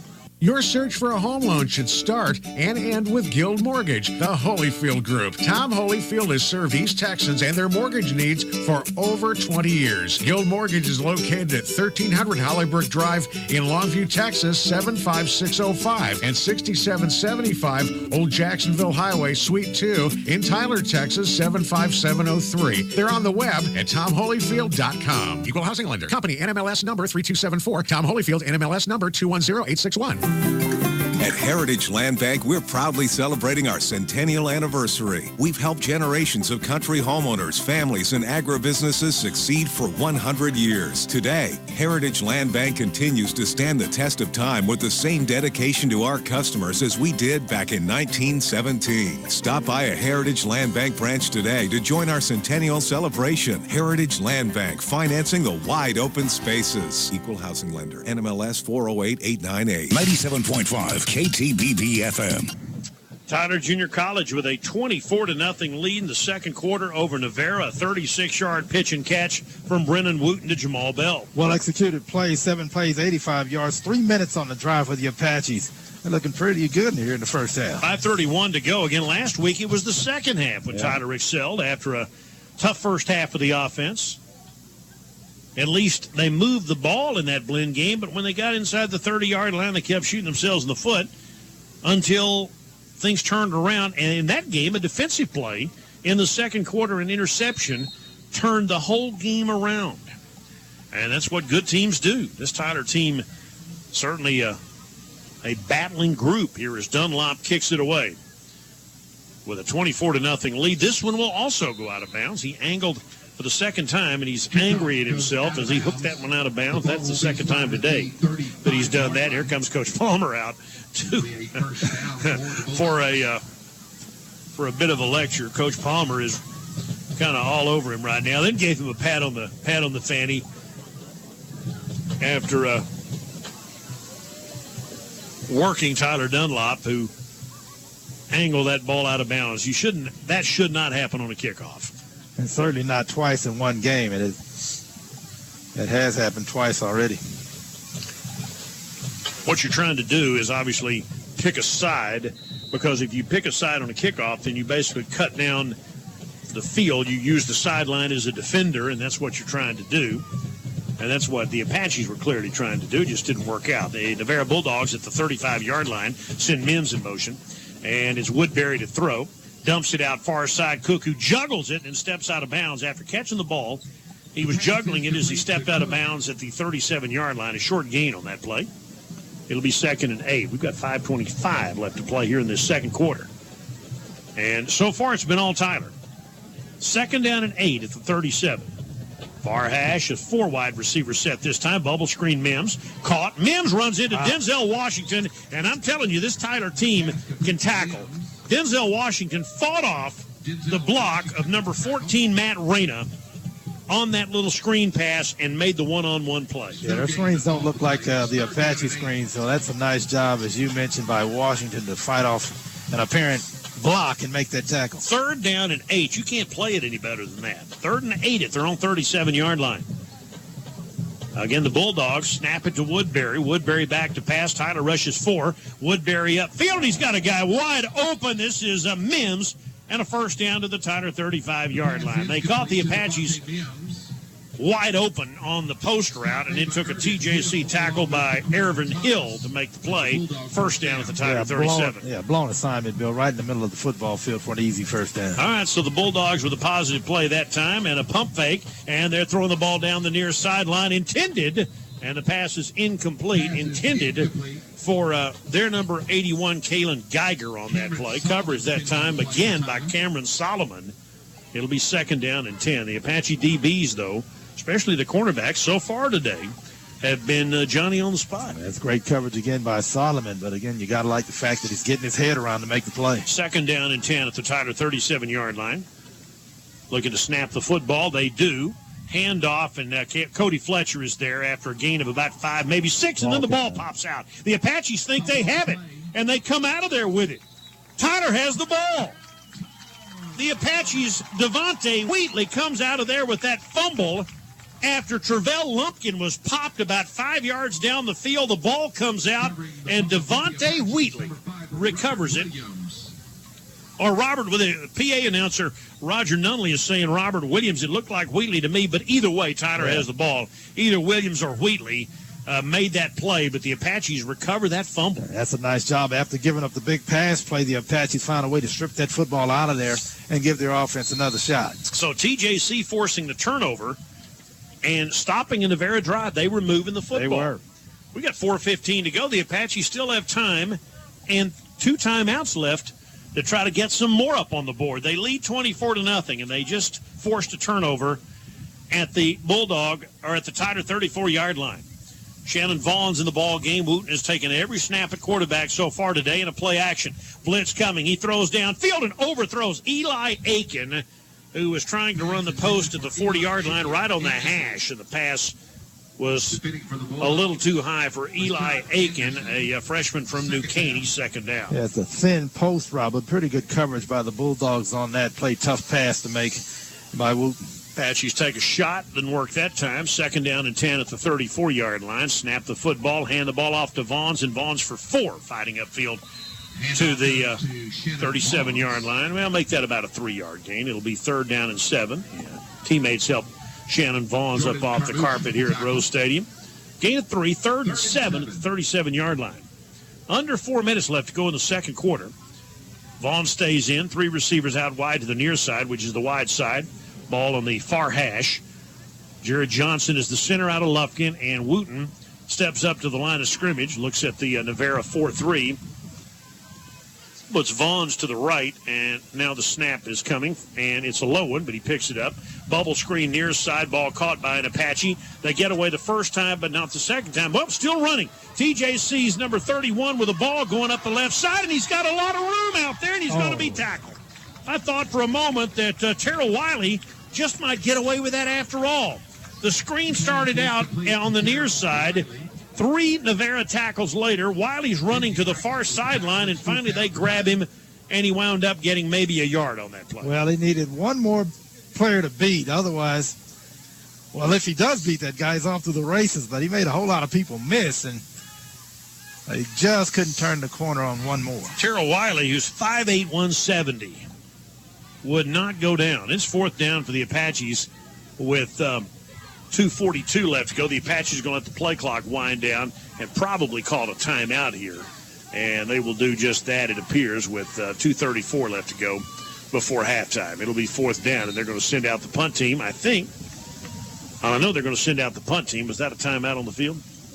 Yeah, it looks like a timeout. Yeah, they took a timeout. All right. Apaches will punt the ball away. Delay a game. They didn't throw the penalty. Okay, they took the 5-yard penalty. All right. With 2:32 to go, they took the 5-yard delay a game. I never saw a timeout signal. So the Apaches keep their 2 timeouts in case they get the ball back here. And now they will punt with Dunlop standing at the 20-yard line to kick it away. Brown is deep for Navarro. And the kick by Dunlop is away. That's a dandy. Spinning kick. Brown will take it to the 19-yard line. TJC's Cameron Solomon misses him. And the Apaches get him at the 30-yard line. Found up being pretty good coverage downfield. Brett Bloodworth and Bryce Hines on coverage on that play after Solomon missed the initial try. It'll be Navarro's ball at the 30-yard line. They still got 2 timeouts left and 2:18 to go before halftime. The Apaches leading 24-0. Yeah, the Apaches still have to play some defense here. They weren't able to take advantage of the fumble recovery, but again, plenty of offense here in the first half. All right, so the Bulldogs will come out at their own 30-yard line, 70 yards away. Their quarterback, Harry Woodbury, is a 6'2" redshirt freshman out of the Woodlands, and the Apaches have been giving him the business today. Woodbury has done a nice job. He's a very athletic kid, and he throws a slant upfield for a short gain of about 5 yards on that first down pitch and catch to Kalen Geiger. 5-yard gain to the 35-yard line. Clock continues to run. We're down to about 2 minutes to go. Handoff coming left, and the Apaches are all over the ball carrier that time. And David Hogue, number 61, just buried Cook that time at the 34-yard line for a loss. And kept him in bounds, so the clock continues to run. Good job by the Apaches. Not bad. Jordan Crawford, number 61. Hogue and Wilson are all big guys. That time it was Crawford, the freshman from Pearland, who made the play. 3rd and 6 at the 34-yard line. And back to pass again. They throw the pass up near side. Caught but short of the first down at the 38-yard line. Hit immediately that time on the quick pitch and catch to Matt Reyna. But they're going to be 2 yards short of the first down, and I guess they're going to have to punt the ball away with a minute 36 to go. They got the offense still out there. Reyna made a one-handed catch and get his body around to make that catch. Finally, it looks like they'll send out the punt team. You know, this might work out for Coach Palmer after all. They took the 5-yard penalty, saved the timeout, punted the ball. Navarro is 3 and out. Tyler will get the ball, decent field position, and they'll have 2 timeouts left with about a minute and a half to go. Yeah, plenty of time for the Apaches offense to make something happen. Okay, so the Bulldogs will kick it from the 22-yard line, and the kick is away. Nice spinning kick. That'll be Rose will let bounce at the 25-yard line. It'll go out of bounds along the near side at about the 17. So Tyler with 2 timeouts left and a minute 26 to go at their own 17-yard line. But again, the Apache offense more than capable of covering that distance. They've scored touchdowns from Vaughns today on a 5-yard run and 2 touchdown passes. A 9-yarder from Wooten DeBell, a 36-yarder from Wooten DeBell, and a 32-yard Tyler Dunlop field goal. So the Apaches take over at their own 17-yard line with a minute 26 left to play before halftime. Here on Earl Campbell Field at Christus Trinity Mother Frances Rose Stadium. We're in the Adams Furniture and Appliance broadcast booth. Wooten has Jaquez Russell in the backfield. No tight end. It's a 4-wide set. Russell to the right of Wooten against this 4-man line for the Navarro Bulldogs. Snap it to Wooten. He's looking. Pump fake, and he's in some trouble. Rolls back to the 2-yard line and throws that ball out of bounds. And they will not throw a flag. They say he got out of the tackle box, and so they save the yardage. And, boy, Wooten had nowhere to go with that one. That had disaster written all over it, but he got rid of the ball. Pass intended for Cameron. Good decision to, at the very least, get rid of the football and save the yardage. Would have been about a 10-yard loss. Well, now he threw the penalty flag there late. Now, how could he get it? How do they throw that on Tyler when the Navarro quarterback did the same thing exactly right. in his own end zone in the first quarter? How do they call that on Tyler and didn't call it on Navarro? And it was a late call. Yeah, I mean, that was the same play. That's fine. I mean, I believe what they're saying. Right. I don't know that he got out of the tackle box, which is defined as outside the plane of the tackles. Okay, fine, fair enough. But Navarro's quarterback did the same thing in his own end zone, and they didn't call that. So how does that work? I think you make a good point. Now the Apaches have to be careful. Yeah, they really do. Yeah, can't afford to turn it over. Yeah, they'd be giving one away here, so that takes it. And they lose the down too, by the way. 2nd down back at the 3-yard line. So I get the call, except they missed one on Navarro in the first quarter. That would have cost the Bulldogs a safety. It would have been a penalty in his own end zone. 2nd and 20. Wooten out of his own end zone. The Apaches do not want to give a cheap one away here. They hand the ball off to Russell, and Russell right up the gut to the 7-yard line, picks up 4. And again, Navarro's going to be burning timeouts because they want the ball back here. It'll be 3rd down with a minute 11 to go, and so the Apaches are hoping this strategy does not backfire on them here. Again, they had the 17-yard line, and one thing Navarro has done well today is they have generated a pass rush. They have. On Brendan Wooten, and he's had to hurry some of his throws. He has done a great job with that by and large, but that last one, there was just nowhere to go except throw the ball away.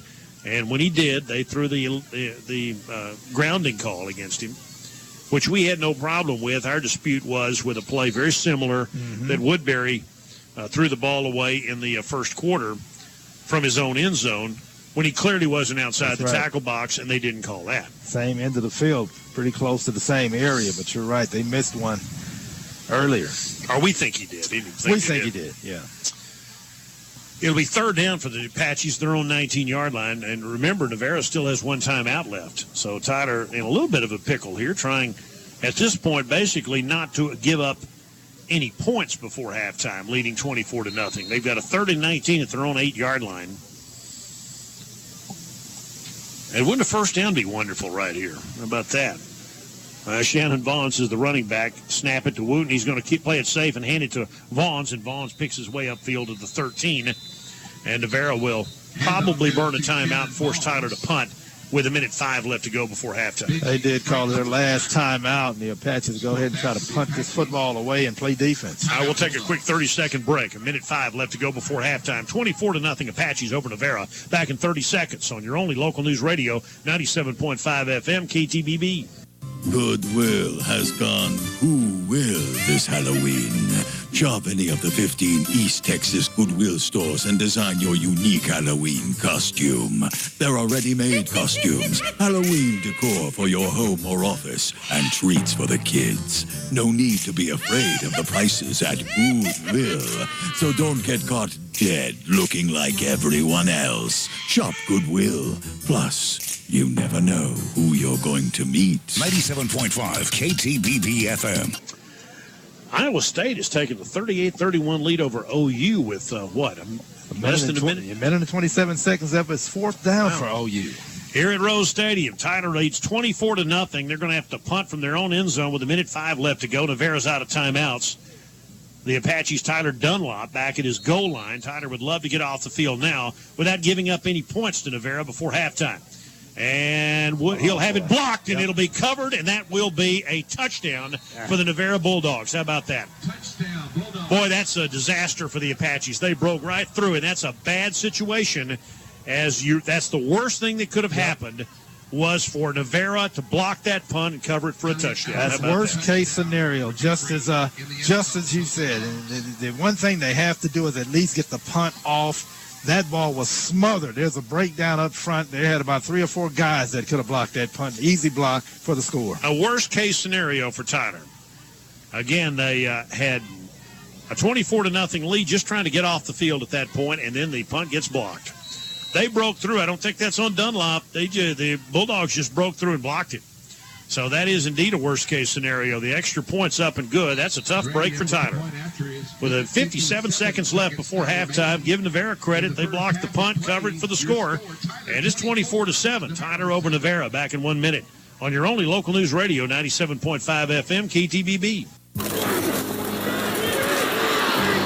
Hello, fans. This is Randy Grooms with Citizens First Bank, where we want to be a part of your winning team. We appreciate the value of loyal fans who always support their team. And at Citizens First, you will always talk to a real person who knows your name and is willing to assist you with any of your banking needs. Our team includes a reliable staff that is ready to put you first.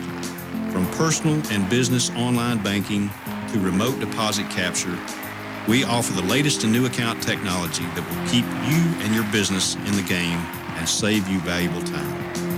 Come and see what it's like to do business with the only A+ rated bank in East Texas, where we'll help you score a touchdown and put points on your financial scoreboard.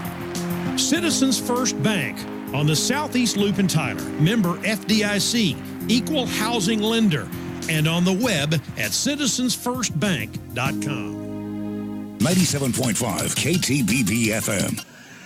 Well, the Apaches get a tough break. The Bulldogs, to their credit, block a punt, cover it in the end zone. Tyler's lead is 24-7, and the Apaches crack the door open a bit for Navarro. The kick taken by Ward at the 15-yard line, and Ward's going to be tackled there. Run out of bounds along the near side. You wake Navarro up. They were asleep, and the Apaches give them 7 points right before halftime. Under a minute left to go, 50 seconds left now, and the kickoff taken by Ward, and the Apaches will take over, and that's a tough break. Yeah, it's a bad break. It couldn't have gotten any worse for the Apaches. Again, a solid first half, and you don't want to see it end that way. The Apaches needed a better return on that kickoff as well, and I think it would have had a pretty good shot to do something before half. Not sure now. Got a punt blocked last week at Blinn, too. Yep. And Wooten out of the shotgun again. Now the Apaches just, I guess at this point, what do you do? Just play it safe? No, Wooten's back to throw. He's looking to throw it upfield near his side. He's going to throw that ball away. Pass intended for Jamal Bell. Now they're going to stay aggressive here as he was looking to hit Jamal Bell, but he was well covered along the Tyler sideline with 46 seconds left to go.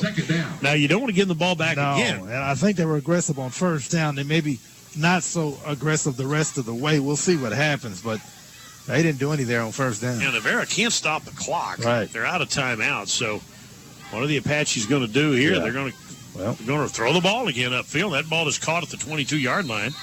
Or was it incomplete? He dropped it, so that stops the clock again. Boy. That was a rollout pass intended for Odell Smith, and the Apaches stopped the clock again with 39 seconds left. I mean, really, they could still run out the clock because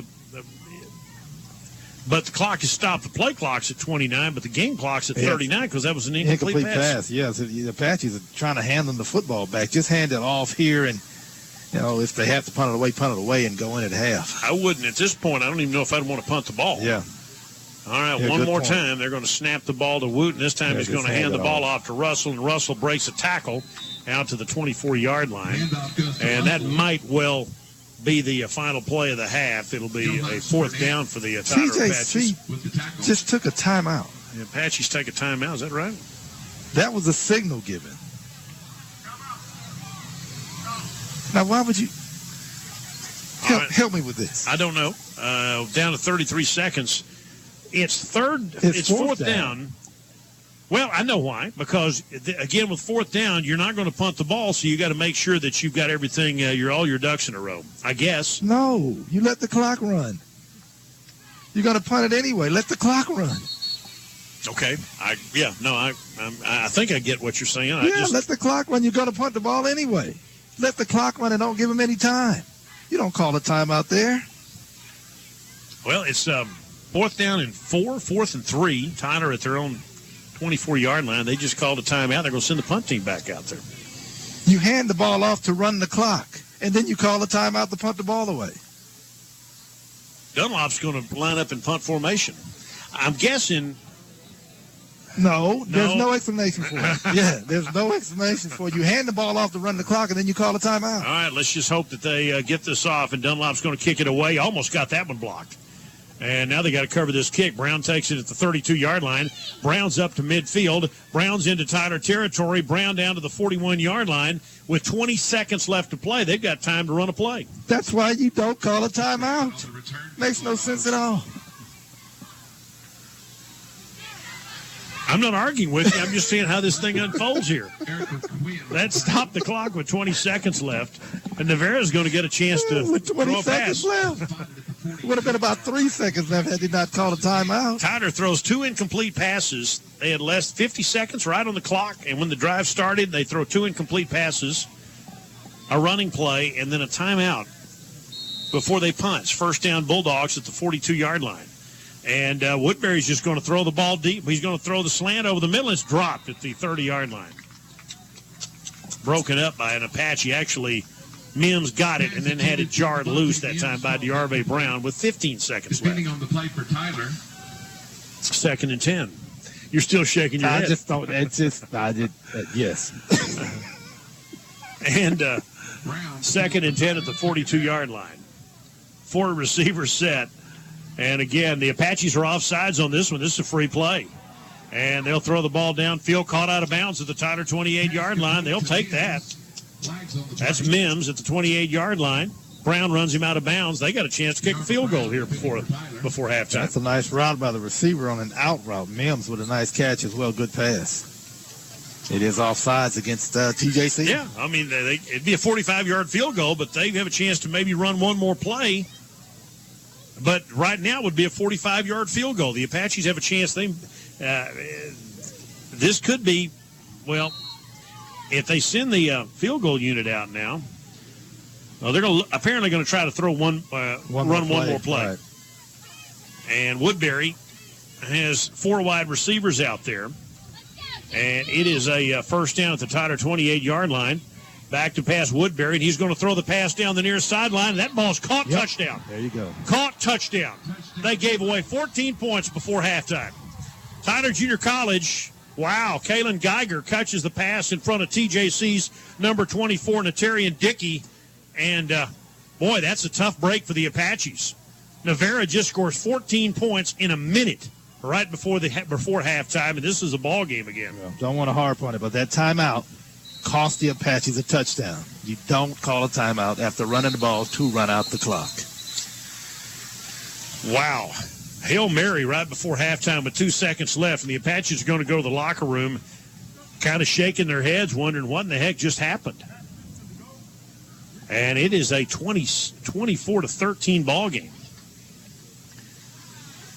Again, I know they'll be kicking themselves going into intermission that they let this thing get to this point.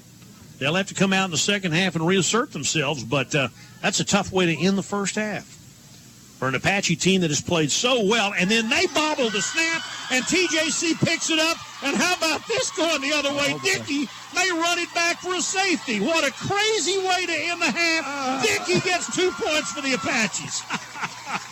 A bobble snap on the extra point, and Nate Dickey goes 90 the other way, and the Apaches get 2 points. Well, that's a pick-me-up. Yeah, they needed that. Yeah, after giving up the 2 scores, they needed something. That is a nice job. You got a good bounce in stride and never broke stride. You know, that may be, and we've been doing this for a long time, that might be the craziest end to a half that I've seen in a long time. We saw that in a high school game earlier this year, and Nate Dickey just returned the blocked extra point, or the bobble snap extra point for a 2-point conversion, and Tyler leads it 26-13. So they go in with a 13-point lead instead of a 10-point lead. Yeah, it's still 2 seconds left on the clock. Oh, my yeah, we'll see what else can happen at the end of this half. Again, the Apaches basically give away 13 points at the end of the first half, but then get 2 of them back as Navarro returns the favor. Crazy ending to the first half. These games are a lot of fun to do because they are so unpredictable. That's a nice word for it. It is unpredictable. But the Apaches lead. And again, they have played very well in the first half. They dominated the first half for the most part until the end. And the last, for whatever reason, a special teams error, then maybe a clock management issue, whatever you want to call it, turns into another Navarro touchdown, and then the Apaches return the extra point for a safety. So maybe halftime will settle all this stuff down and we can get back to regular football. I think I need to be settled down. Okay. Crazy stuff. All right, the kick is away. It'll be dribbled downfield. The Apaches will cover it, and we should be at halftime at the 37-yard line. They do not start the clock until the official tells them to do so. And the Apaches covered it at the 37-yard line, so no time ran off the clock, so the Apaches will get to run a play. Oh, what the heck. Throw a Hail Mary here. And why not? That's all we would need. Yeah, why not?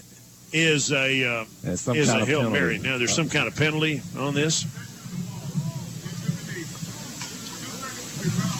All right, they're going to do a runoff here in this halftime. Okay. All right, so runoff for halftime, and we go to intermission. A crazy end of the first half. Tyler played awfully well. The last minute and a half did not go as well as the Apaches had hoped, but the Apaches lead Navarro at halftime here at Christus Trinity Mother Francis Rose Stadium, 26-13 on 92.1. And I'll get this right here in a moment. Your only local news radio, 97.5 FM KTBB. So, the only thing more expensive than a college degree is not having one. But you already knew that. You know that all the good jobs require more than a high school diploma. And you know that the college grads make more money than non-college grads. And you know that TJC is only 1/3 the cost of most public universities. So if you know all this, why don't you do something about it? Learn more about the 120-plus degree and certificate options at tjc.edu and join the thousands of successful graduates from TJC since 1926. Since 1977, animal lovers have been getting the best help for their pets and livestock from Drs. Mike Williams and Marcus Alexander at North Tyler Veterinary Clinic. Get your pet preventative care, like heartworm treatment and annual rabies vaccinations. Call 595-3631 for an appointment. You can call for emergencies or mobile ranch service, too. At North Tyler Veterinary Clinic, Highway 271 and the Loop in Tyler, proud sponsors of today's game. You know that feeling when your favorite music keeps on going? Kind of like when your home heating and cooling system is running smoothly. Yes! Well, if your heating and cooling system feels more like a no, the original Evans Air and Heat can help. You can get up to $1,600 in rebates on a new Lennox heating and cooling system. Yes!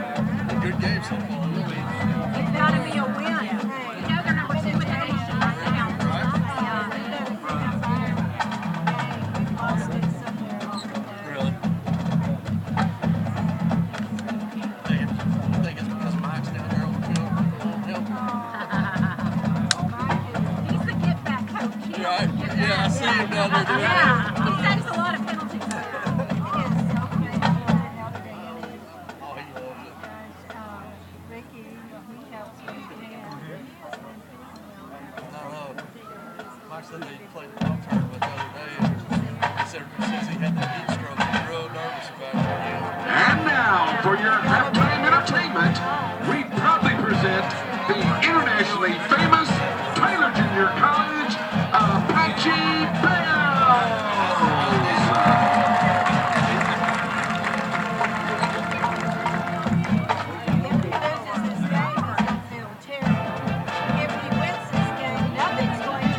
Leading the Bells onto the field is head dance captain Bailey Miley from Cattle Mills.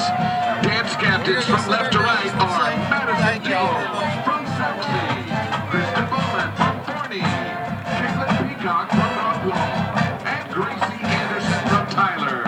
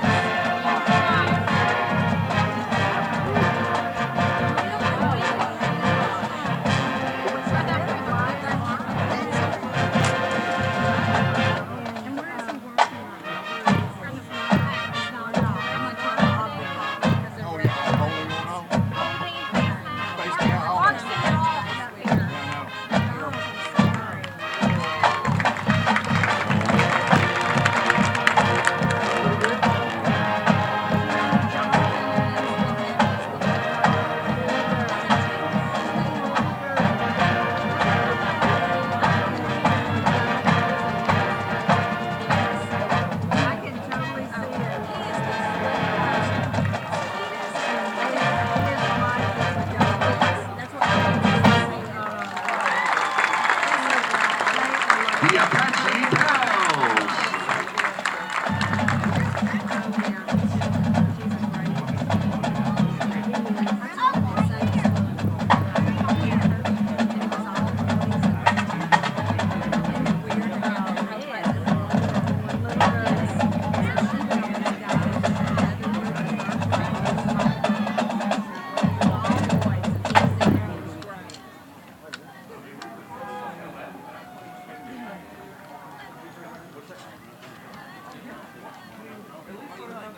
Ladies and gentlemen, for your entertainment, welcome to the field, the 2017 Tyler Junior College Apache Marching Band. Apache Band is at the direction of drum majors Evan Gilbert and Derek Castellon. Featured twirlers for the band are Elizabeth Maddox and Sammy Prazak. Featuring the songs Any Way You Want It, Don't Stop Believing, and Second Way. The 2017 Apache Band presents the music of Journey.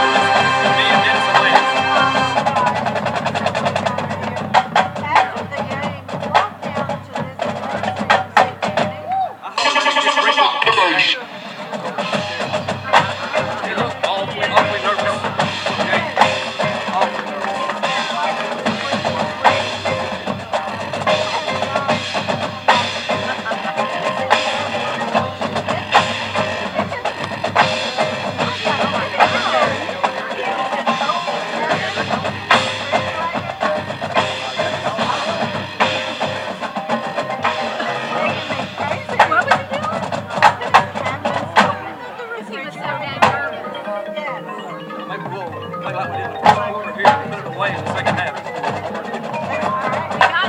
There's no such thing as an insurmountable lead, not this league. No, there's not. Not in this league. You can't ever. I also noticed that Danny's lost two of his good running backs too. They kept from Athens and Little Fort and John Thomas. They were both on the side of us. I know he's got a bunch of backs, but those are good kids. Just like them, Athens.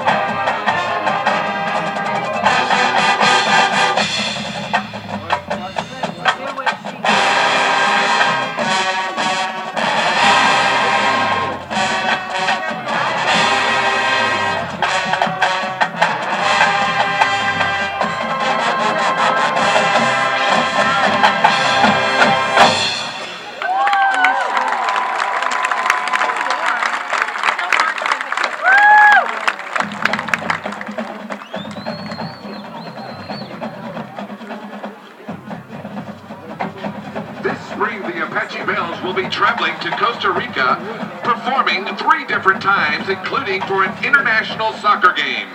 If you're interested in sponsoring an Apache Bell, please contact the Apache Bells through ApacheBell.com.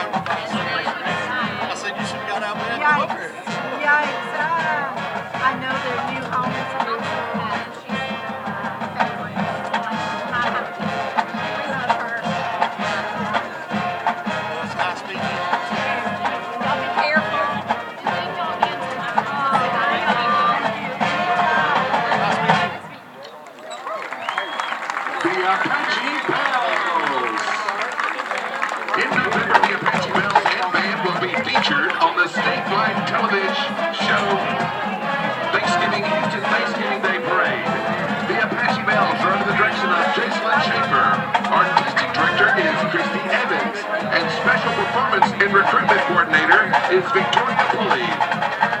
Special assistant director this afternoon is Christy Schaefer.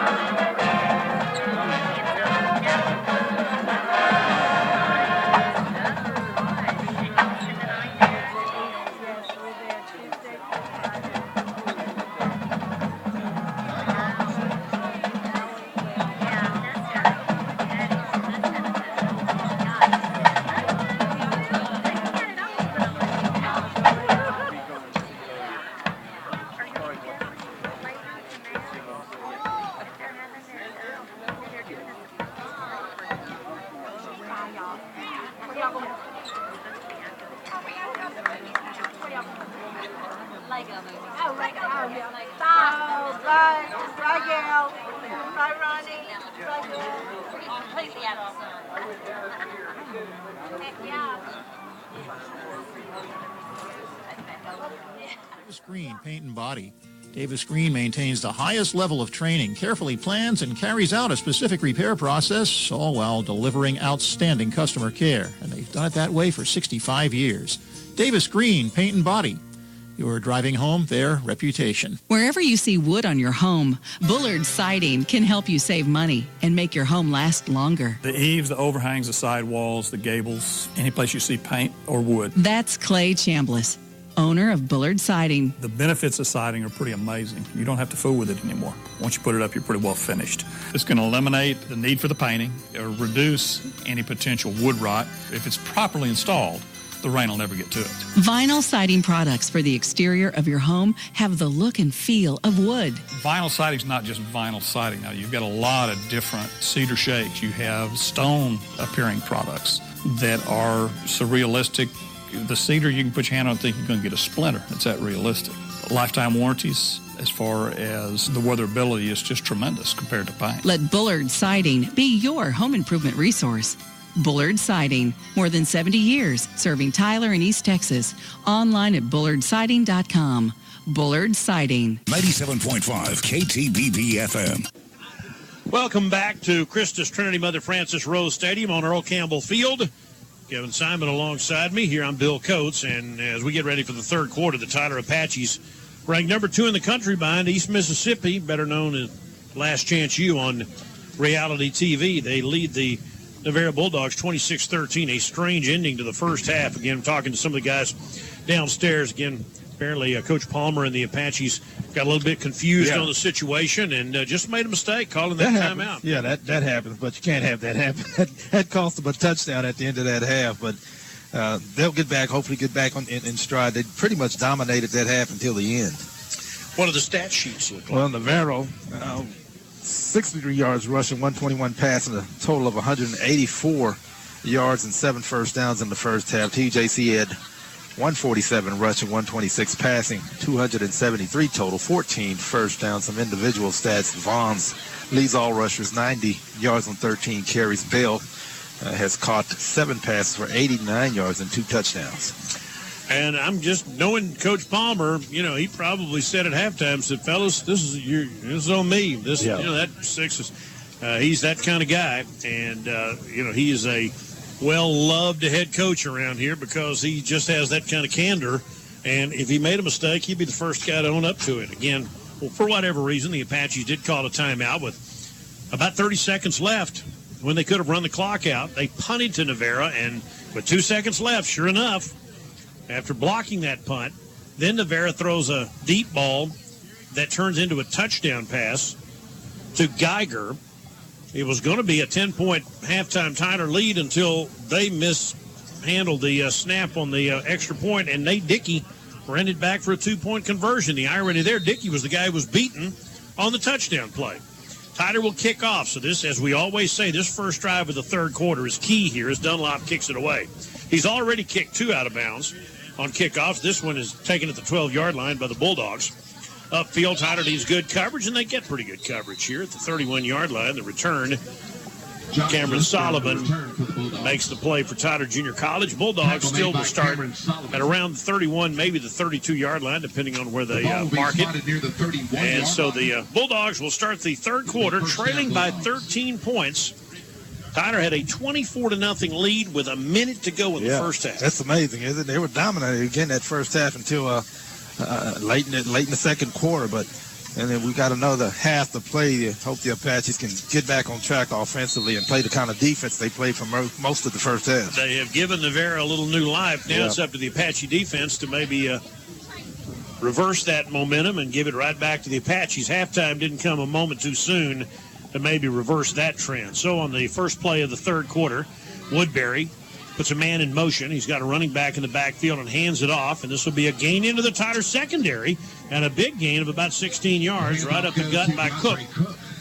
Out past the 47 near the 48-yard line, and then a penalty flag down. There's going to be a personal foul called on somebody. The Apaches, Brandon Johnson, made the tackle, and then at the end of that play, they throw a penalty flag. If that's against Cook, that would wipe out most of that nice gain.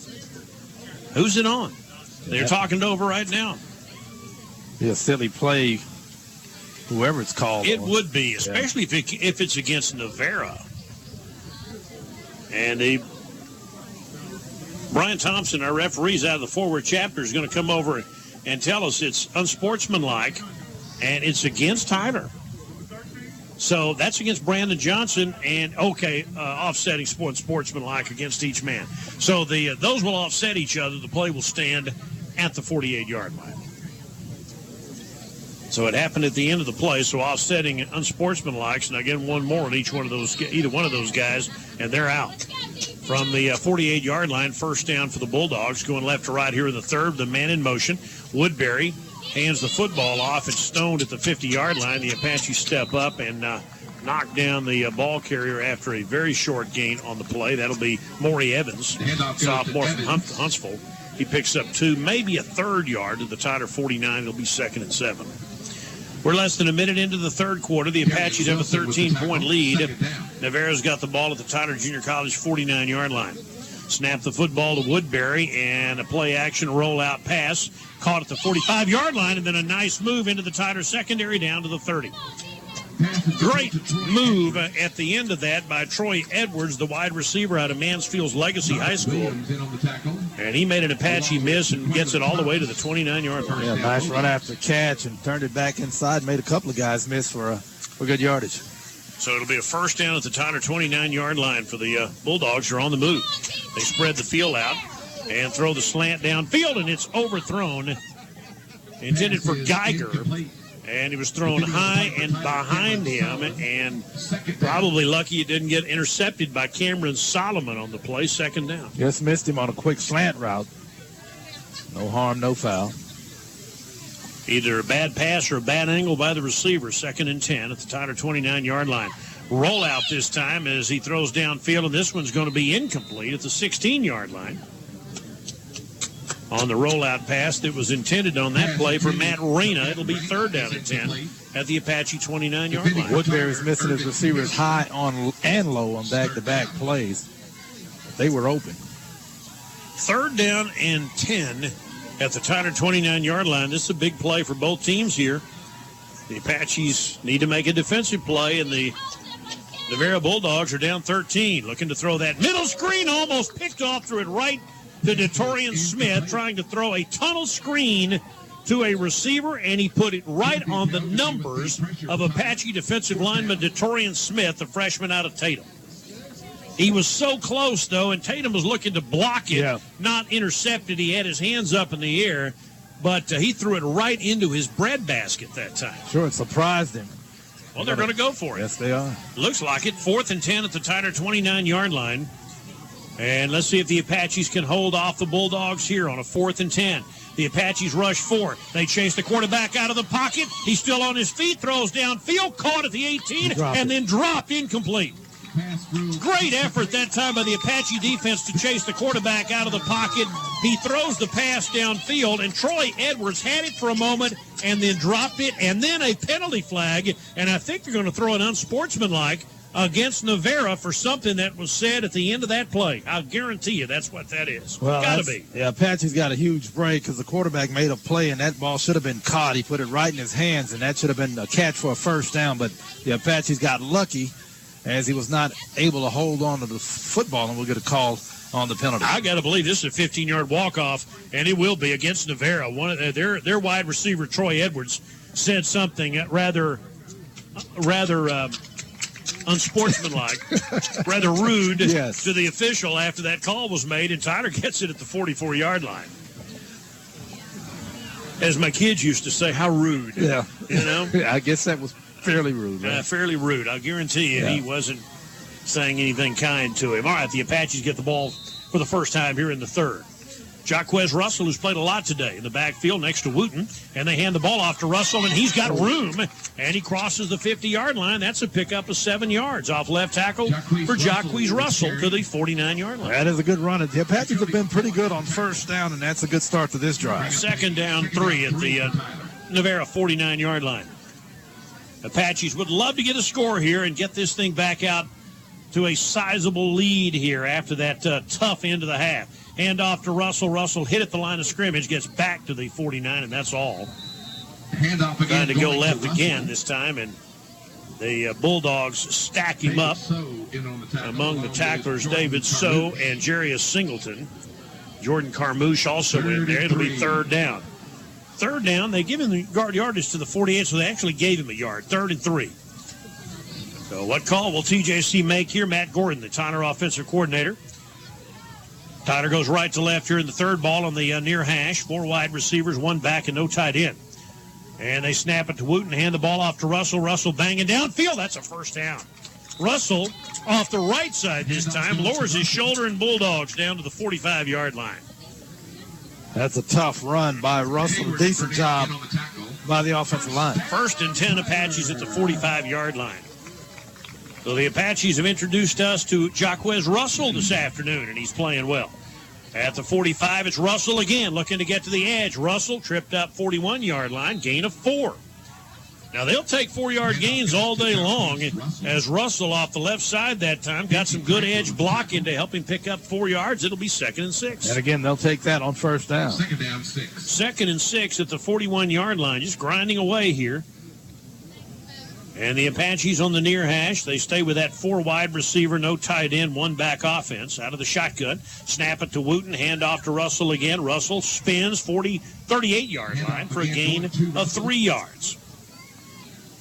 Russell takes the pounding at the end of that play by Breon Hayward. Breon Hayward with the a linebacker sophomore from Cypress Ridge. 3rd and 3 for the Apaches. I would submit to you this might be 4-down territory down here. I'd be right. Russell's making the most of his touches. Not quite 4 minutes into the third quarter. Tyler up 13. They've got the ball 3rd and 3 at the Navarro 38-yard line. Near side to short side.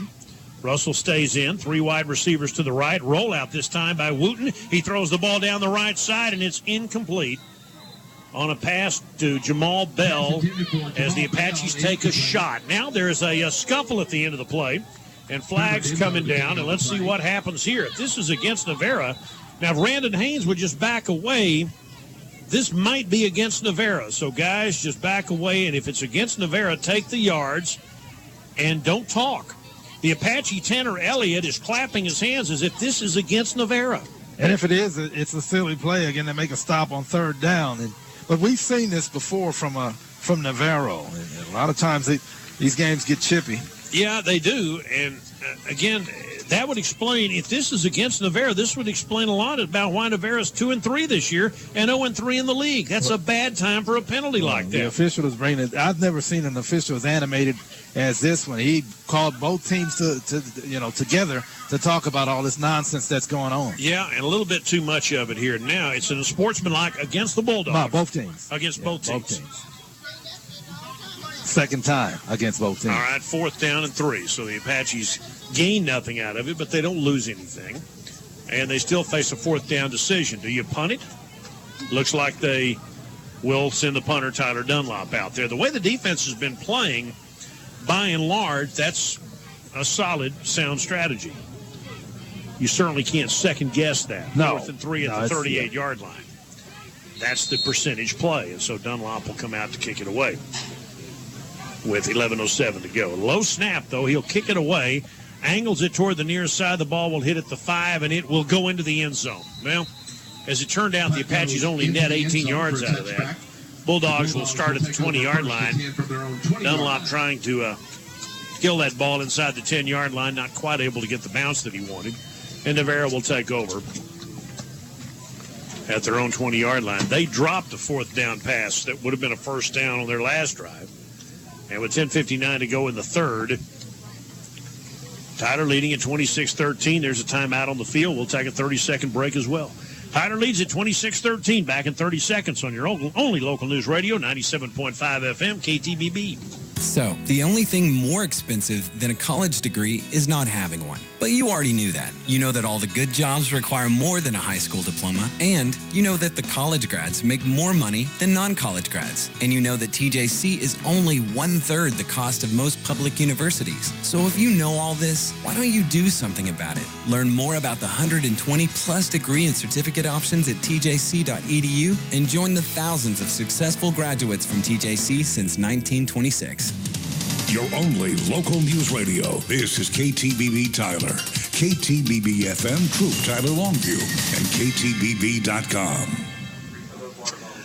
We're in the third quarter here at Christus Trinity Mother Francis Rose Stadium. Texas College plays tonight, by the way, at 7. This game kicked off at 1 o'clock. Earlier than a normal afternoon game, the Apaches lead Navarro 26-13 with just under 11 minutes to go in the third quarter. Navarro held Tyler, and the Bulldogs on the touchback on the punt take over at their own 20-yard line. Woodbury, their quarterback. You got a new quarterback in the ball game. Hands off to on the left side, cutting up field for about a yard is Cook, and the new Navarro quarterback is Derek Ponder out of Bells, a true freshman whose dad is a coach, but they have a new quarterback in the game. And Derek Ponder is out there. He's a true freshman. Gain of 1, second down. Ponder takes the snap, fakes the handoff, rolling out far side, dump it upfield, short pitch and catch, and a gain of about 4 yards, maybe 5 on that play to Geiger out to the 28-yard line. And is there another penalty flag now? Another penalty flag behind the line of scrimmage. Looks like it'll go against Navarro. Illegal block. Yeah, that's a big one.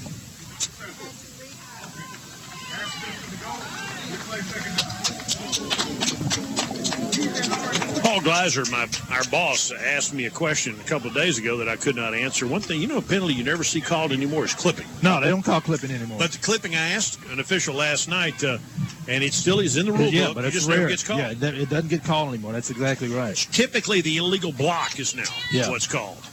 But I can't remember the last time I saw that clipping. Yeah, they don't call it anymore. All right, so that moves the ball back. It'll be a second down and long, back at the 11-yard line. Snap it. Ponder looking to throw. He's going to step up and throws upfield, and the Apaches make the tackle at the 25-yard line, short of the first down. Is complete to Brian Williams. Williams, the tight end, caught the ball, and Pollard makes the tackle. He had that pick last week that turned the blend game around. It'll be third down and about 5. Just outside the 25-yard line. Be a big stop for the Apaches here if they can make it happen. Ponder's a big, good-looking kid with a big arm, and he's going to throw the slant upfield, makes the play, and Mims, the Apaches miss a tackle, and Mims has the first down to the 37-yard line. Cameron Solomon on the tackle. They had Mims short of the first down, and they bounced off of him. It's a Navarro first down. Well, this is a better tackling team defensively, but not on that play. And on the 36-yard line, here's Cook to the 40 for a 3-yard gain. Handoff goes to Cook. In on that tackle, Jordan Crawford for Tyler. Second down. Dillard in on the tackle along with Robert Williams. And it'll be second down and about 6 at the 40-yard line. Snap the football to Ponder. 2-step drop. Steps up, throws the deep ball. He's got a guy out there, and that ball's tipped away at the end. Excellent play by Denzel Washington. Intended for number 14, Matt Reyna, and Washington turned his head at the exact moment to reach up with his hand and bat that ball down at the 30-yard line. And they got a big hit on the receiver, Reyna. He's going to take a play off. But again, that's great coverage by the Apache defensive backfield. They seem like they're on they got it right where you play defense or you defend you get in his chest and then turn your head at the right time. You got to get your head around. They did that. Third down and 6 at the 40-yard line. Again, a big third down play opportunity here for the Apaches with Ponder, the freshman quarterback. On a third down at the 40-yard line, man goes in motion. Ponder back to pass blitz. Coming, he's hit as he throws downfield, and there's contact and no flag down as the tight end fell down and Pollard tripped over him. Boy, Ponder got lit up at the end of that play as he delivered the ball. There's no penalty flag, and that's a break for Tyler. I think they basically got their feet tangled, but that's a good no call and good pressure on the quarterback and forced a high pass. Nice job by the Apache defense. Pollard covering Brian Williams, and it'll be a fourth down and another good job by the Tyler defense. Joseph Ward is deep for Tyler. With Joseph Ward retreating to return the punt. 9:17 left in the third. Tyler up 26-13. Here at the stadium on this Saturday afternoon. And Navarro to kick it away. Punter standing at the 25-yard line on a 4th down. And the kick is away, and it's returnable. Ward at the 17-yard line. Joe Ward up to the 20, to the 25, reverses field to the 28-30. Ward out to the 35, 36-yard line. Nicely done. From the 17 out to the 36, that's a 19-yard punt return by TJC sophomore Joseph Ward out of Midway High School in Waco, and the Apaches will start from there. If the offense can get going here in the second half, they did a pretty good job in the first half. And Markham is a 35. I think they cheated Tyler out of about a yard on that return. But be that as it may, nice effort by Joseph Ward. And it'll be Riders football. Going right to left here in the third quarter. The Apaches wearing their black home unis with the gold trim and the black helmet. Wooten has Vaughn's in the backfield. Snap it to him. Vaughn's to run. Vaughn's jukes a tackler at the line of scrimmage. Picks up 2.5. Give him credit. Now maybe just past the 37-yard line where it'll be second down. Apache band making noise. Pretty good crowd on hand for a Saturday afternoon ball game. You never know what to expect with an early Saturday game. Temperature in the mid to high 80s today. Out of the shotgun, no, Wooten this time under center, snaps it to Vaughn. He breaks a tackle on the edge and it got tripped up at the line of scrimmage and knocked down for no gain. It'll be 3rd and long. Good job by Johannes Burnett for Navarro. 3rd and long situation coming up for the Apaches. 3rd down and about 8 for Tyler Junior College. We got 8:20 left to play in the third quarter. Only a 13-point lead, should be more. 3rd and 8. The Apaches could use a conversion here to keep this drive alive. 4 wide receiver, 1 back shotgun. Vaughn standing next to Wooten in the backfield. And expect a Navarro blitz. It's been coming all day, and it has worked predominantly. Here they come. Wooten hit as he throws upfield. That ball's almost intercepted on the incomplete pass intended for Justin Bailey. They have been all over him today, and the Apaches just not able to keep Navarro out of the backfield, but Wooten's release able to get rid of the ball. There is an injured Navarro player at the end of that play. Tyler will have to punt. Yeah, that's an ugly series of plays for the Apaches. That one probably should have been intercepted. As it stands, good job by the Bulldog defense. Apaches have really dodged the bullet 3 times today on near Navarro picks, and none of them have been intercepted. And again, Tyler up 13, but this lead does not feel comfortable in any way right now. You're right, it doesn't, because the Apaches' offense right now hasn't gotten going here in the second half, and they need to get going. Next week, the Apaches will be at Trinity Valley. Hopefully, they'll be undefeated when they play. We know Trinity Valley's good. The game is at Bruce Field. And it has been a tough place lately for the Apaches to play. This is a different year, always a different thing, but always a tough place to play. 4th down and 8, Dunlop at the 24-yard line to kick it away. And Navarro will get it back, we think. Coming up here in just a moment. High snap, he brings it down, and Dunlop's kick looks like a dandy down the right side. Chases the return man all the way back to the 12-yard line. Upfield, Cameron High misses out to the 23-yard line. And Fletcher downfield at the 24 to make the tackle. Good coverage. First hit there by Cameron High slowed him down. Did not make the tackle, but that allowed him to... Cody Fletcher and it slowed him down enough for the rest of the Apache defenders to get downfield, and Navarro will take over. That's interesting. They keep rounding. They put the ball down at the 25-yard line. He didn't get to the 25-yard line. I think they've decided kind of anymore, even though there's 8 of them out there, let's just kind of give it the nearest. Round it up. Round it up to the nearest solid line. I guarantee you he didn't get to the 25-yard line. I could see that from up here. On the 25-yard line, Ponder looking to throw. Steps up, good release, and a good pass, and is caught. 45-yard line into Tyler territory and down the near sideline. This is a big gain for Navarro to the 25-20, 15-yard line. Inside the Apache 15-yard line goes Kalen Geiger. Somebody forgot to tell Navarro that this game was over. When they were down 24-0, the Apaches gave them 13 points back. Now they think they can win this game. Well, Geiger, this could get interesting. Yeah, well, Geiger on an end route, and he got some great downfield blocking that got him the extra yardage. It's 1st and goal at the Tyler 10-yard line. Whistles blow, and Tyler takes the timeout. With 7:20 left to play in the third quarter. The Apaches take a timeout. We'll take it with them. Tyler leads 26-13 here in the third quarter against Navarro. We're back in 30 seconds on your only local news radio, 97.5 FM, KTBB. Since 1977, animal lovers have been getting the best help for their pets and livestock from Doctors Mike Williams and Marcus Alexander at North Tyler Veterinary Clinic.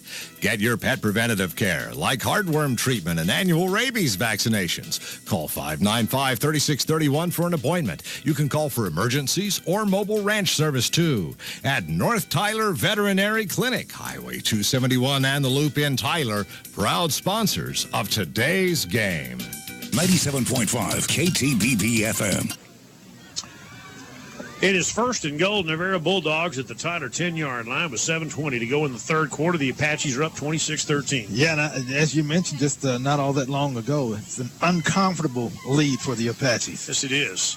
Ball right at the 10-yard line, and they've got this freshman quarterback, Scott Ponder. Looks like he's the son of a coach, Scott Ponder. He's out there right now, and he's looking pretty good. He looks like he knows what he's doing out there. His name is Derek, and the handoff to the left side, and that's down to the 5-yard line. That's Cook again.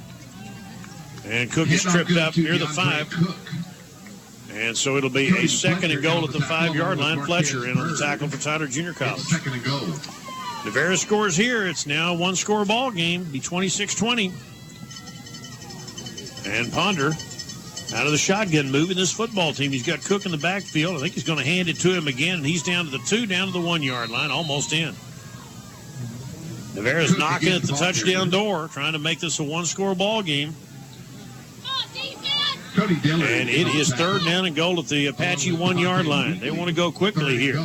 High snap, handoff, touchdown. Touchdown, Cook. This is a one-score game. Yeah. And no surprise that Cook was going to get an opportunity to finish off that great scoring drive. 26-19 with the touchdown by Cook. And the extra point is about to make this a 6-point ball game. Couldn't see this coming the way the Apaches got off. But it's always an entertaining game. It is always entertaining. The kick is on the way. It's up, and it is good. This is a 6-point ball game. 6:33 left to play here in the third quarter. Navarro very much back in it. Tyler 26, Navarro 20. Back in 1 minute on your only local news radio, 97.5 FM, KTBB. Replace the parts of your home exterior that are made of wood with today's vinyl siding, and you'll never paint again. With the vinyl, you don't ever have to paint it. That's Chris Chambliss of Bullard Siding in Tyler. The extent of your maintenance is washing it from time to time when it looks like it's getting dirty, but you really don't have to do anything to it at all. Today's vinyl siding is nothing like the siding of days gone by. To the untrained eye, it's hard to distinguish from wood. Typically looks a lot better than wood, actually, because it doesn't have the inconsistencies in it that wood does. You're not going to have any warping, and obviously the paint doesn't flake or anything like that. Termites obviously can't eat it. You know, it's just a far superior product than wood. It really is. We have jobs that, you know, they've been up for 20-plus years and still look brand new. For vinyl siding products that will make your home look better and last longer, let Bullard Siding be your home improvement resource. Bullard Siding, more than 70 years of East Texans taking care of other East Texans. Online at bullardsiding.com. Bullard Siding. 97.5 KTBB FM. Third quarter here at Christus Trinity Mother Francis Rose Stadium. Navarro just scored to make it a 26-20 Tyler lead. Yeah, nice drive. 4 plays, 75 yards, 1 minute and 9 seconds. Cook, who did a lot of work on that possession, finishes off the drive. Tyler offense needs to step up. They have stopped running the ball like they were in the first half. The kick is away. It'll be short and returnable. Taken by Tyler at the 10-yard line. Upfield, Gerald Wiley to the 30. Wiley with a nice return, 35, cuts back 40, and gives the Apaches good field position, but the perfunctory flag thrown near the end of that play, and a whole lot of jawing going on over the far sideline. I think he fumbled out of bounds after the big hit on the sideline, but there is a penalty flag. Looks like it'll be holding. Oh, sure it will be. against PJC. Yep. So, again, the breaks that Tyler and Navarro was not getting in the first half, they are in the second right now. As the Apaches from the last minute of the second quarter into the third have continued to make that mistake that has turned the tide in this game. They have a 26-20 lead right now, but they need a big drive. They need an offensive player to step up here. They need the quarterback, Brennan Wooten, to step up and lead them on a nice scoring drive here of some kind from the 25-yard line. Wooten with a 4-wide receiver set. J.T. Smith back in the ball game for the first time in a while. They throw the pass upfield, and that ball is caught by Cameron High, but tackled immediately on a kind of a looping pass upfield that really didn't allow them to get much. They picked up only a yard, and again, that pass had so much air under it. It was kind of a bad pass. It was a dangerous pass. It allowed the defensive back to get back into play. 2nd down and 9 at the 26-yard line. 4-wide receiver set. Wooten hands it to Smith, and he gets buried by Navarro. Somebody, again, the Navarro Bulldogs awakened by Tyler's second quarter mistake. Jordan Carmouche with the another penalty flag. We're going to have another unsportsmanlike. There's a lot of, again, we see this between these two teams from this is not unusual. No, Highway 31 rivalries are pretty tough in this league. Trinity Valley, Tyler, Kilgore, and Navarro all up and down the road. And who's this penalty going to be against? And the official, again, is getting into the faces of the players saying, listen, you got to clean it up. Unsportsmanlike against the Apaches. Yeah. Tyler Junior College kind of losing its cool right now. Randon Haynes is having to be restrained by his teammates. And this is, again, what you battle. And they're going to get him out of there because he is still John with the official. The official is. And one of the Navarro players, it is a little bit out of control right now, and this is not what you want to see in junior college football. You see too much of this, and they've really worked at trying to clean this up over the years at the JUCO level. And are they going to call it against both teams and just replay the down? It was the only signal they gave was against the Apaches. Now it may very well be against both teams, but that's not the signal they gave. That was the last time this happened, it was a penalty on both teams. Yeah, I can't see how at this point, the way these two teams are mouthing at each other, that you could penalize either one of these teams for unsportsmanlike without penalizing the other. Well, this one's going to go against the Apaches. So there you go. Well, the Apaches are digging themselves a little bit of a hole that they're going to have to dig out of. This is half the distance to the goal, back to the 13-yard line. And coming a little bit unspooled here for no reason. They have the lead in the game. There's no reason for them to come unspooled. I know the momentum has turned, but now the Apaches find themselves in a 3rd down and very long, leading by 6, and the momentum is totally Navarro's right now. Yeah, backed up. The Apaches are backed up against their own goal line, so Navarro makes a stop here. They'll get a good starting field position for their offense. And again, what's tough about this, with the way Tyler just gave them 13 points at the end of the second quarter, just kind of needlessly gave it to them, that's tough. And now they're trying to overcome this. This has been a very good, solid, hard-working Tyler team this year, and now they're challenged.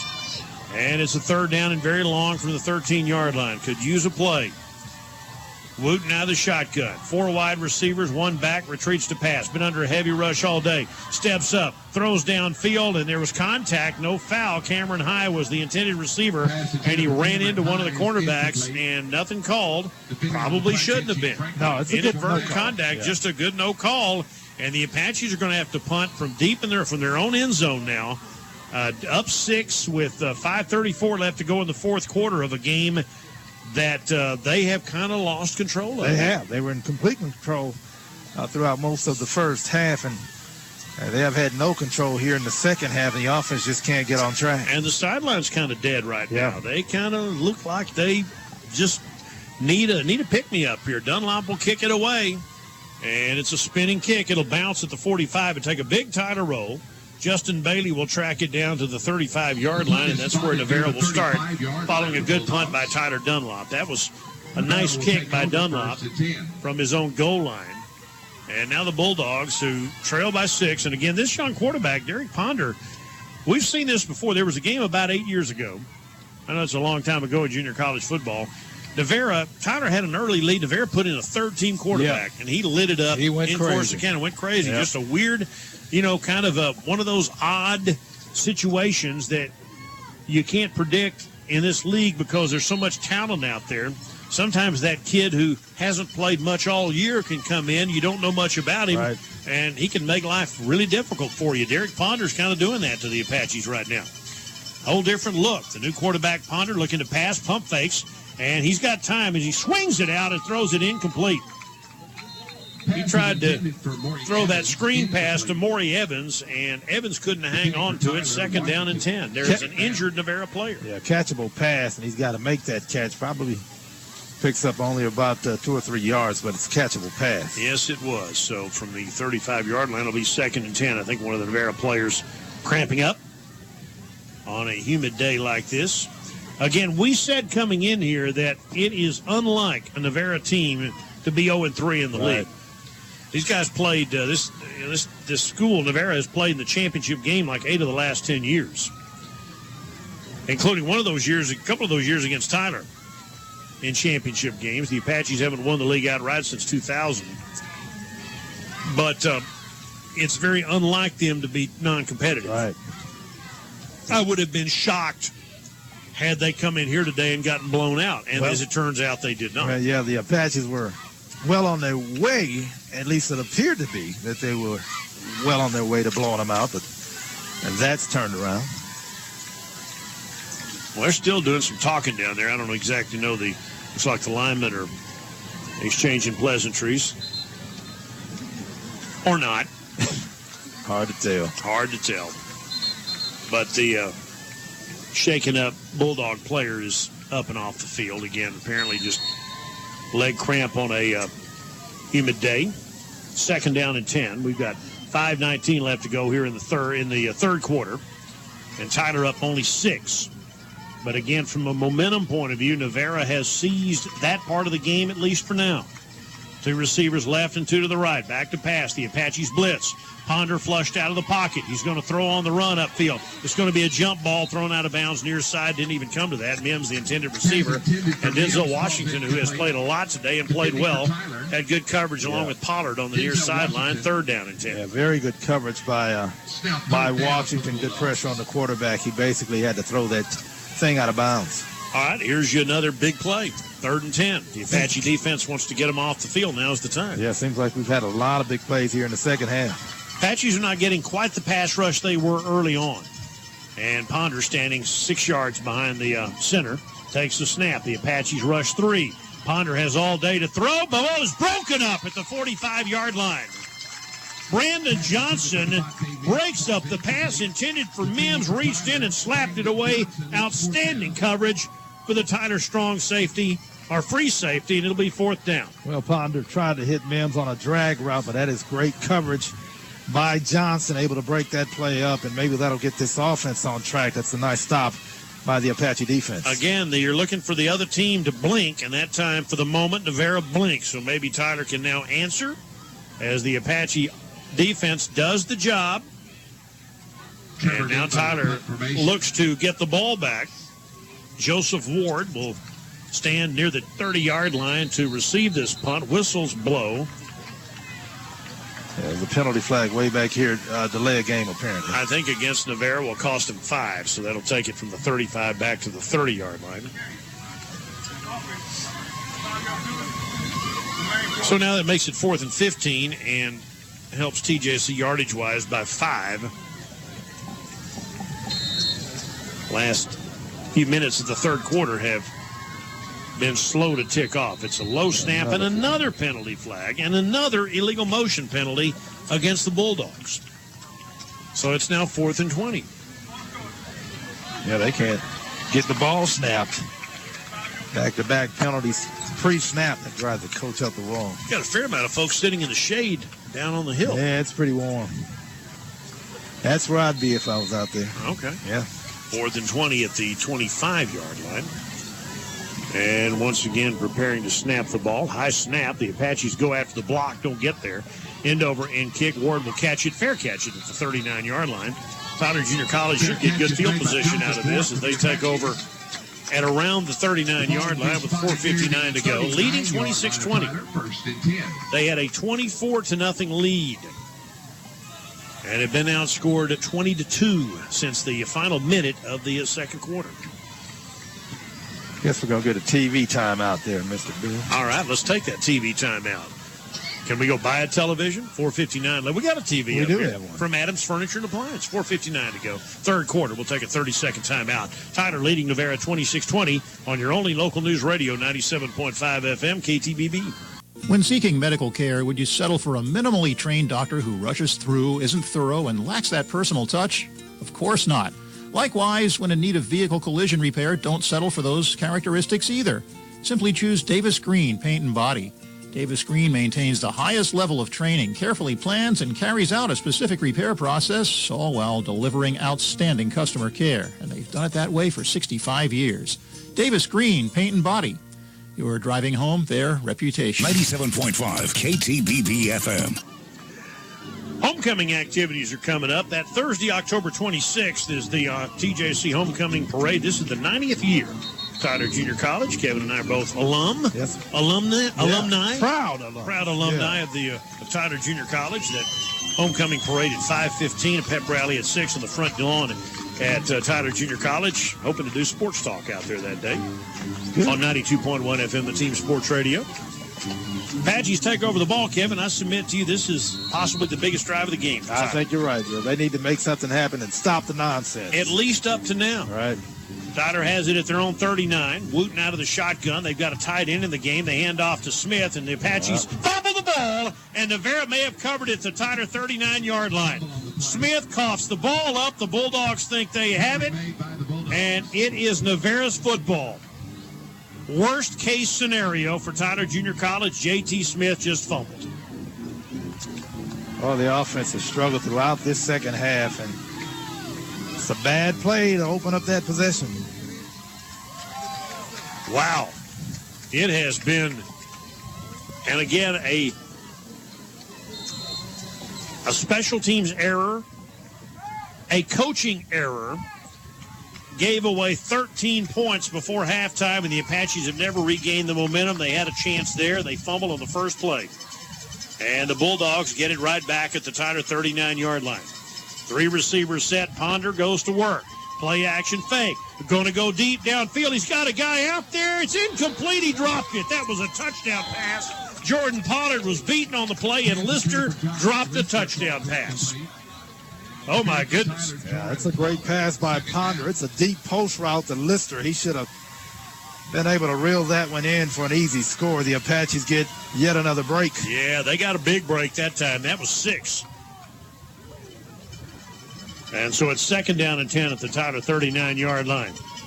Let's see what happens on this play. 1 back, 4 wide, handoff. Cook in a big hole and a first down. He runs over an Apache to the 24-yard line and a first down. Big hit to Quaylen Thomas and DeAndre Cook. That's a first down near the 24-yard line. Oh, that's a big collision, and Thomas has to rebutton up his chin strap, but good yardage for Navarro. At the TJC 24-yard line, Navarro on the move. Snap the ball. Ponder bubble screen left. Ball completed for about a 3-yard gain to Kyle Townsend. Run out of bounds after a short gain. They mark him out at the 22. That's a 2-yard gain, 2nd down. 4:20 left to go in the third quarter. Tyler up 26-20, but Navarro has the ball. Tyler just fumbled it away at the 22-yard line. And they snap it over the head of Ponder all the way back to the 40-yard line. He'll have to eat it at the 39. Ponder did the smart thing, though. He just fell on the ball and takes the lump back at the 39-yard line. That's a break for the Apaches. It'll be 3rd down and very long coming up. Well, another break. And this one possession, and they missed a touchdown. It should have been a touchdown, and then a bad snap there. 3rd down at the 39-yard line, 3rd and 25. They need to get to the Tyler 14-yard line. Let's see what unfolds here. Snap the football. Ponder back to pass. Late blitz coming. They hit him as he throws downfield. Intercepted and dropped by Denzel Washington. Oh, my goodness. Threw it right to him. And Denzel Washington dropped the pick. He had a ton of room going the other way, too. He'd still be running. But he dropped it, and he is beside himself, frustrated at the 21-yard line. It is 4th and long and out of field goal range, so the Apache defense does its job. Yeah, he can't believe he dropped that ball. He was trying to run before he caught the football. Yeah. What do you always say? He saw what you saw. That's why he's on that side of the ball. He can't catch the doggone ball. If he could catch it, he'd be playing offense, right? That's not fair. But it's true. And so Navarro will line up to kick it at the 39-yard line, and there's another Apache down. This may be another situation where the heat has gotten to a Tyler player, Jordan Crawford. And I hope that's all it is. Yeah, Eddie McGuire, the Tyler trainer, picks up the right leg and does the typical situation when a player's legs have just played out on him in this hot afternoon. Kind of work that cramp out and then take him to the sideline there. Only problem with Crawford, he weighs about 300 pounds, so it'll take more than one to get him off the field. Eddie's going to not be able to do that by himself. That's a two-man job. Maybe a three-man job. But good news for the Apaches is the defense holds. They got help on a high snap to the quarterback and got a big break that time as Crawford limps off the field. He's okay. Navarro dropped a touchdown pass on the first play of that drive. Lister was wide open and dropped it. And that is one of those plays that won't show up on the box score, but might in the end help turn the tide of this game in Tyler's favor. 3.5 minutes to go. This third quarter, since about 7 minutes on, has really been slow to move. Been dragging here. And the Bulldogs will stand at their own 45 to kick it away. Here they come. The kick is away. This will sail into the end zone. Tyler will get the touchback at the 20-yard line. I'm wondering if we'll see J.T. Smith again.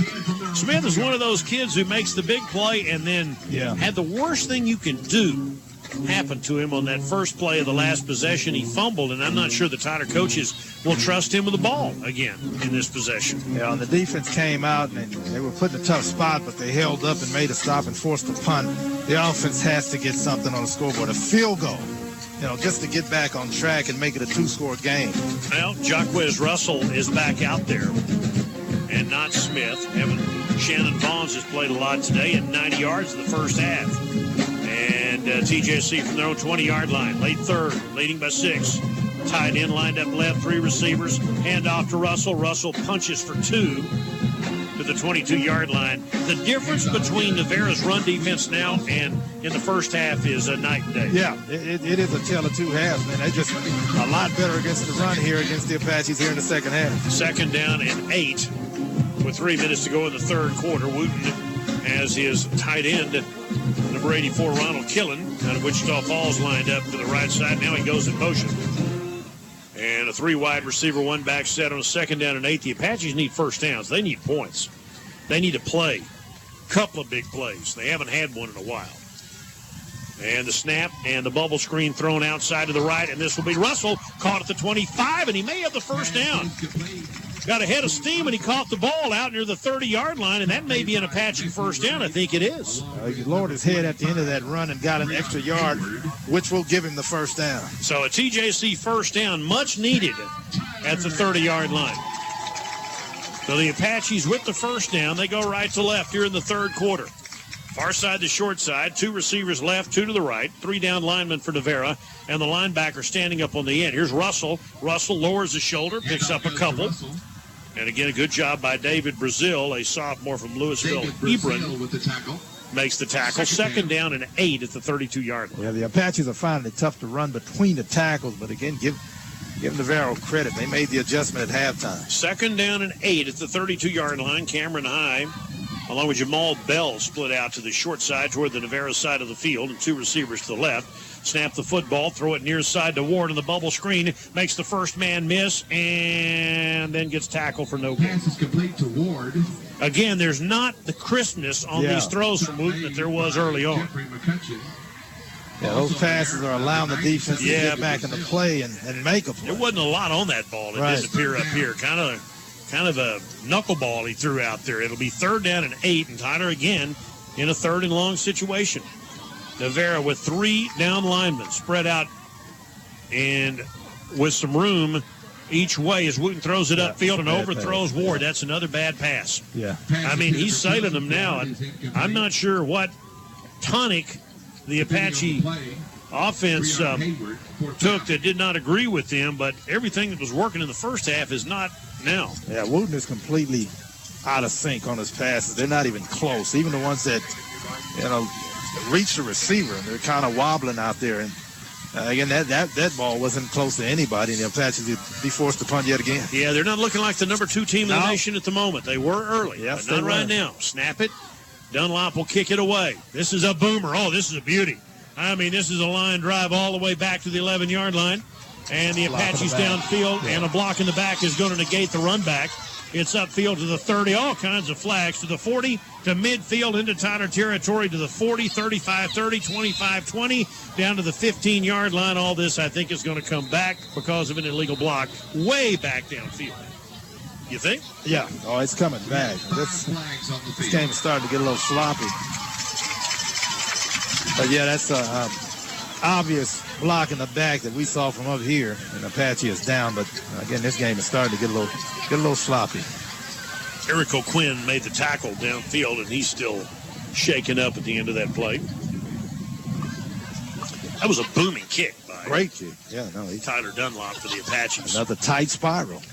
Again, stuff like this has really made this third quarter drag. We're down to 55 seconds. There have been at least 3 players have gone down cramped up on this hot afternoon, and now you get this. That and the penalty flags. Yeah, it's been penalty flags. It's been a long third quarter. Yes, it has. Yeah, the officials will talk about where to spot this thing, but it is a penalty against Navarro. O'Quinn's up, and he's going to get the walk line. That may have been nothing more than a cramp, too, but the crowd gives him a nice ovation. There were, 5? There's still, I count 3 flags still on the ground. Yeah. I think everybody, there are 8 officials out there, and 5 of them threw flags.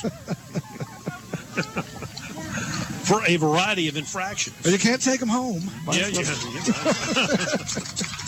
All right, that's there were multiple fouls holding on the there. So the Apaches have declined 2 of the penalties, and they accept one of the illegal blocks. There were 3 different penalties on that play. 5 flags, 3 penalties. Tyler declined 2 and took 1. That's a whole lot of bad blocking. That's like the multiple choice test you took in school. A, B, C, or none of the above. Which one do you want? Yeah. Okay. A whole lot of bad blocking. Okay.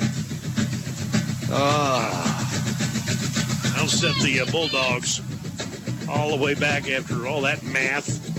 There's too much math here for me. Our heads are going to explode. We're not used to this. Yeah.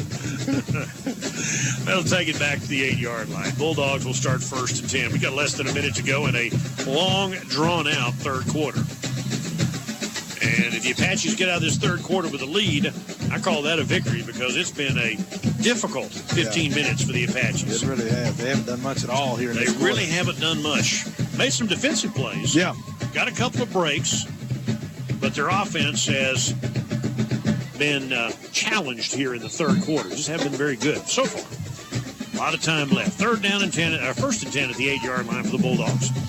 And again, that freshman, Derek Ponder, is now the quarterback, and he's been moving the team. He's got a running back behind him, and nobody to hand it to, and he's going to have to eat it at the 8-yard line. Tried to hand it to Cook, and Cook was nowhere to be found, and the Apaches are all over Ponder. Well, that time, Navarro blinked and made the mistake. There are 4 Apaches in that tackle, among them DeQuaylen Thomas, who's done such a good job as the nickelback this year at TJC. Somebody went the wrong way, and the quarterback had to swallow the football. Down to 30 seconds to go in the third quarter, 2nd and 10 at the 8-yard line. Bulldogs go with the 4-wide set. Cook stays in the backfield. And Ponder out of the shotgun on the 2nd and 8. Back to pass from his own end zone. Steps up, throws the ball upfield. He's got a man out there, and it's intercepted by Tyler. Underthrown, picked off by the Apaches at the 39-yard line. That's DeArve Brown.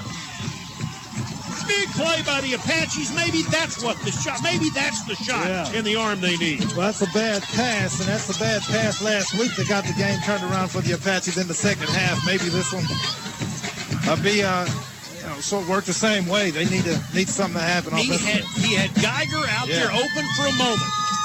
There was contact as he delivered the ball, and it was underthrown enough for Brown to come back to the ball and make TJC's interception. And Tyler's got the ball at the 38-yard line. All right, fellas, here's your chance. You're up 6. And Wooten will take the snap. Play action fake. Blitz coming, and he's going to be sacked back at the 50. You cannot take that sack.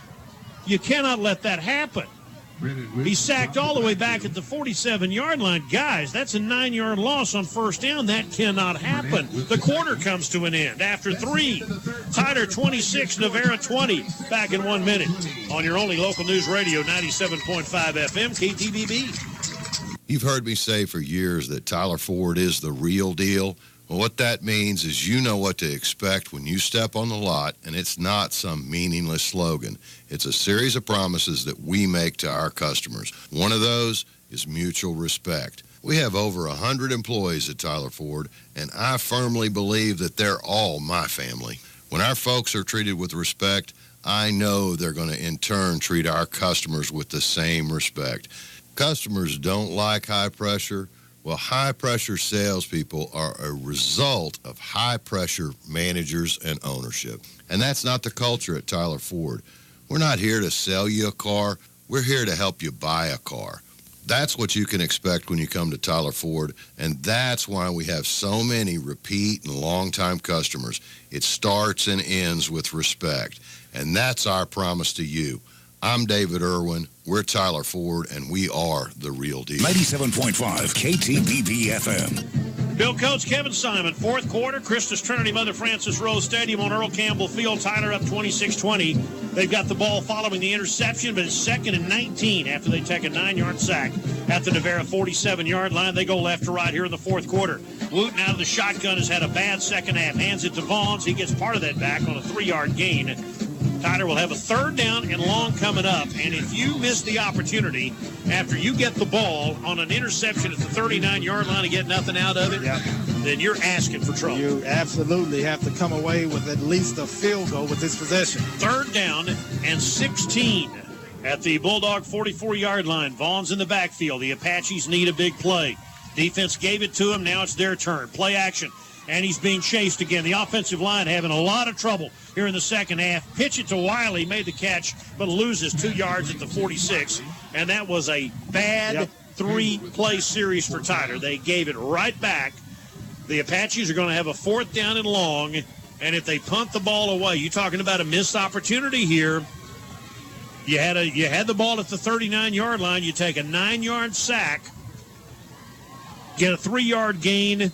Quarterback gets chased around. He throws the pass, lose more yardage on the 3rd down play, and now it's 4th down at the 45, and they're asking Dunlop to pin him deep. Yeah, and that's the 3rd 3-and-out in the second half with the Apaches. They also had a fumble. And they don't have enough guys out there. Yeah. Now they finally get 11, and they finally get the ball snapped. Dunlop kicks it away, but Tyler was guilty. They'll have to kick this again. This ball goes into the end zone.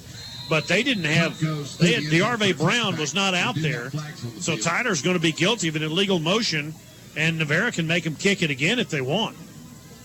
This cost Tyler 5 yards. They are just not in sync. Yeah, they're not the same team that they were. They really aren't. Yeah, through most of the first half. And they did it to themselves in that late second quarter. At the end of the second half, they have yet to recover from what happened at the end of the first half. The punt block, and then Danny Palmer's decision to call a timeout. And instead of letting the clock run out to punt the ball, all of that, giving away those 13 points, and now Navarro, gets new fuel, and it's just been a rough period. The Apaches just wasted an interception by DeArve Brown, and they're going to have to kick it away. I'm guessing that the Bulldogs declined the penalty, and probably do they get the ball at the 25-yard line, then take it on them? Give it to them at the 30. Well, now, would not a punt? Yeah, I'm not sure. It should be at the 30. It should be at the 25, should it not? Yeah. And I think I think they're pointing that out. Why is this not at the 25? Touchback at the 20, 5-yard walk-off. Why is this not at the 25-yard line? Shouldn't be at the 30. It didn't seem like it should be. But anyway, well. It's their ball at the 30-yard line. Going right to left here in the fourth quarter. Tyler up only 6. Handoff to DeAndre Cook. Hit at the line of scrimmage after a 4-yard gain. Cook managed to push the pile forward after he got hit. Cody Fletcher on the tackle, but he got hit pretty early on by Darian Wilson. That's a 4-yard gain, 2nd and 6. Still got 4 yards, and that's good. Yeah, that's what you want. You want at least 4. This has been an interesting game, though, because all of the ups and downs and how quickly momentum in the game of football can turn against you. 2nd and 6, back to pass, throw it upfield. Ball caught at the 40-yard line, a 1st down. near midfield and into Tyler territory, down to the 47-yard line. Quick pitch and catch that time to Thompson, one of their tight ends that time, and it'll be a first down at the Apache 48-yard line. Yeah, great catch by Townsend in traffic. He had 3 Apaches around him, but still came down with the ball and got first down. All right, 3 receivers right. They'll throw a bubble screen to the far sideline. They've got blockers out there. It's Townsend again to the 40 for Tyler, for Navarro, down to the Tyler 39, and that's a 9-yard gain. They got Tyler back on their heels right now, and the Apaches defense did their job the last time. The offense blew it, and now Navarro is back on the move. They've got the ball at the Tyler 39-yard line. 12 and a half minutes left. There's a ton of time for something crazy to happen in this game, but right for the moment, it's Navarro with the momentum. Townsend on the catch, and the Apaches make a nice play on the edge. Ethan Rose had him around the ankle that time, drags him down to the 39-yard line, short of the first down. It'll be third down. Unless they mark it, it'll be third down and short. Yeah, good job of tackling on that play to keep him short of the first down. Third down and 1 at the Tyler 39-yard line. And the Apaches, see Ponders send a slot guy to the right and the handoff to Cook, and he's got a big first down and then fumbles the ball. It's picked up by Navarro, and they're going to score. A scoop and score on the fumble by DeAndre Cook. Antoine Cole scoops it up and scores, and this game is tied. Yep, all the breaks that were going the Apaches' way in the first half were going the way of the Bulldogs. That ball was fumbled and caught in stride for an easy score. If they kick the extra point, the Apaches will have blown a 24-0 lead. It's 26-all. And Navarro to kick the extra point, which would give them the 27-26 lead.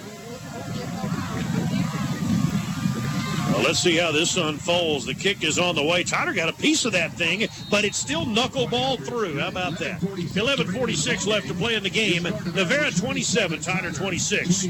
On your only local news radio, 97.5 FM, KTBB.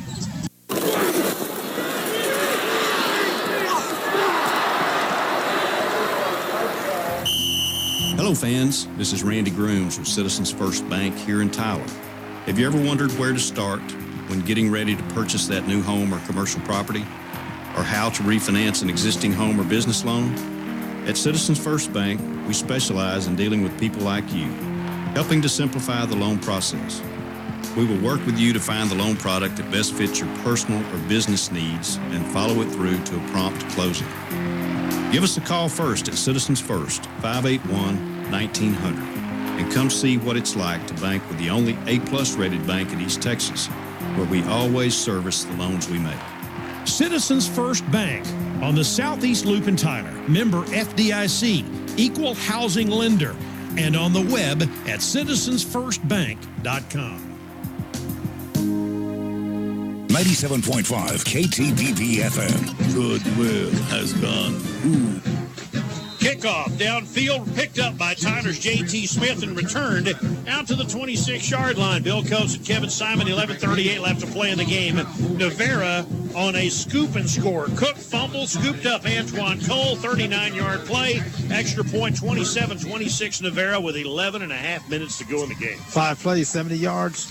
Minute and 50 seconds on the scoring drive. Bill and Kevin with you here at Christus Trinity Mother Francis Rose Stadium. The Apaches have blown a 24-0 lead. And now they're playing catch-up for the first time today. They've got Russell in the backfield, and Brennan Wooten has had a very difficult second half.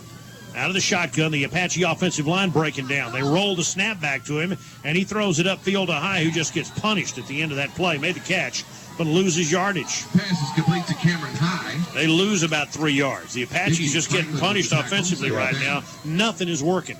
Nothing is working here at the moment for Tyler. No, even the completed passes are going for negative yardage.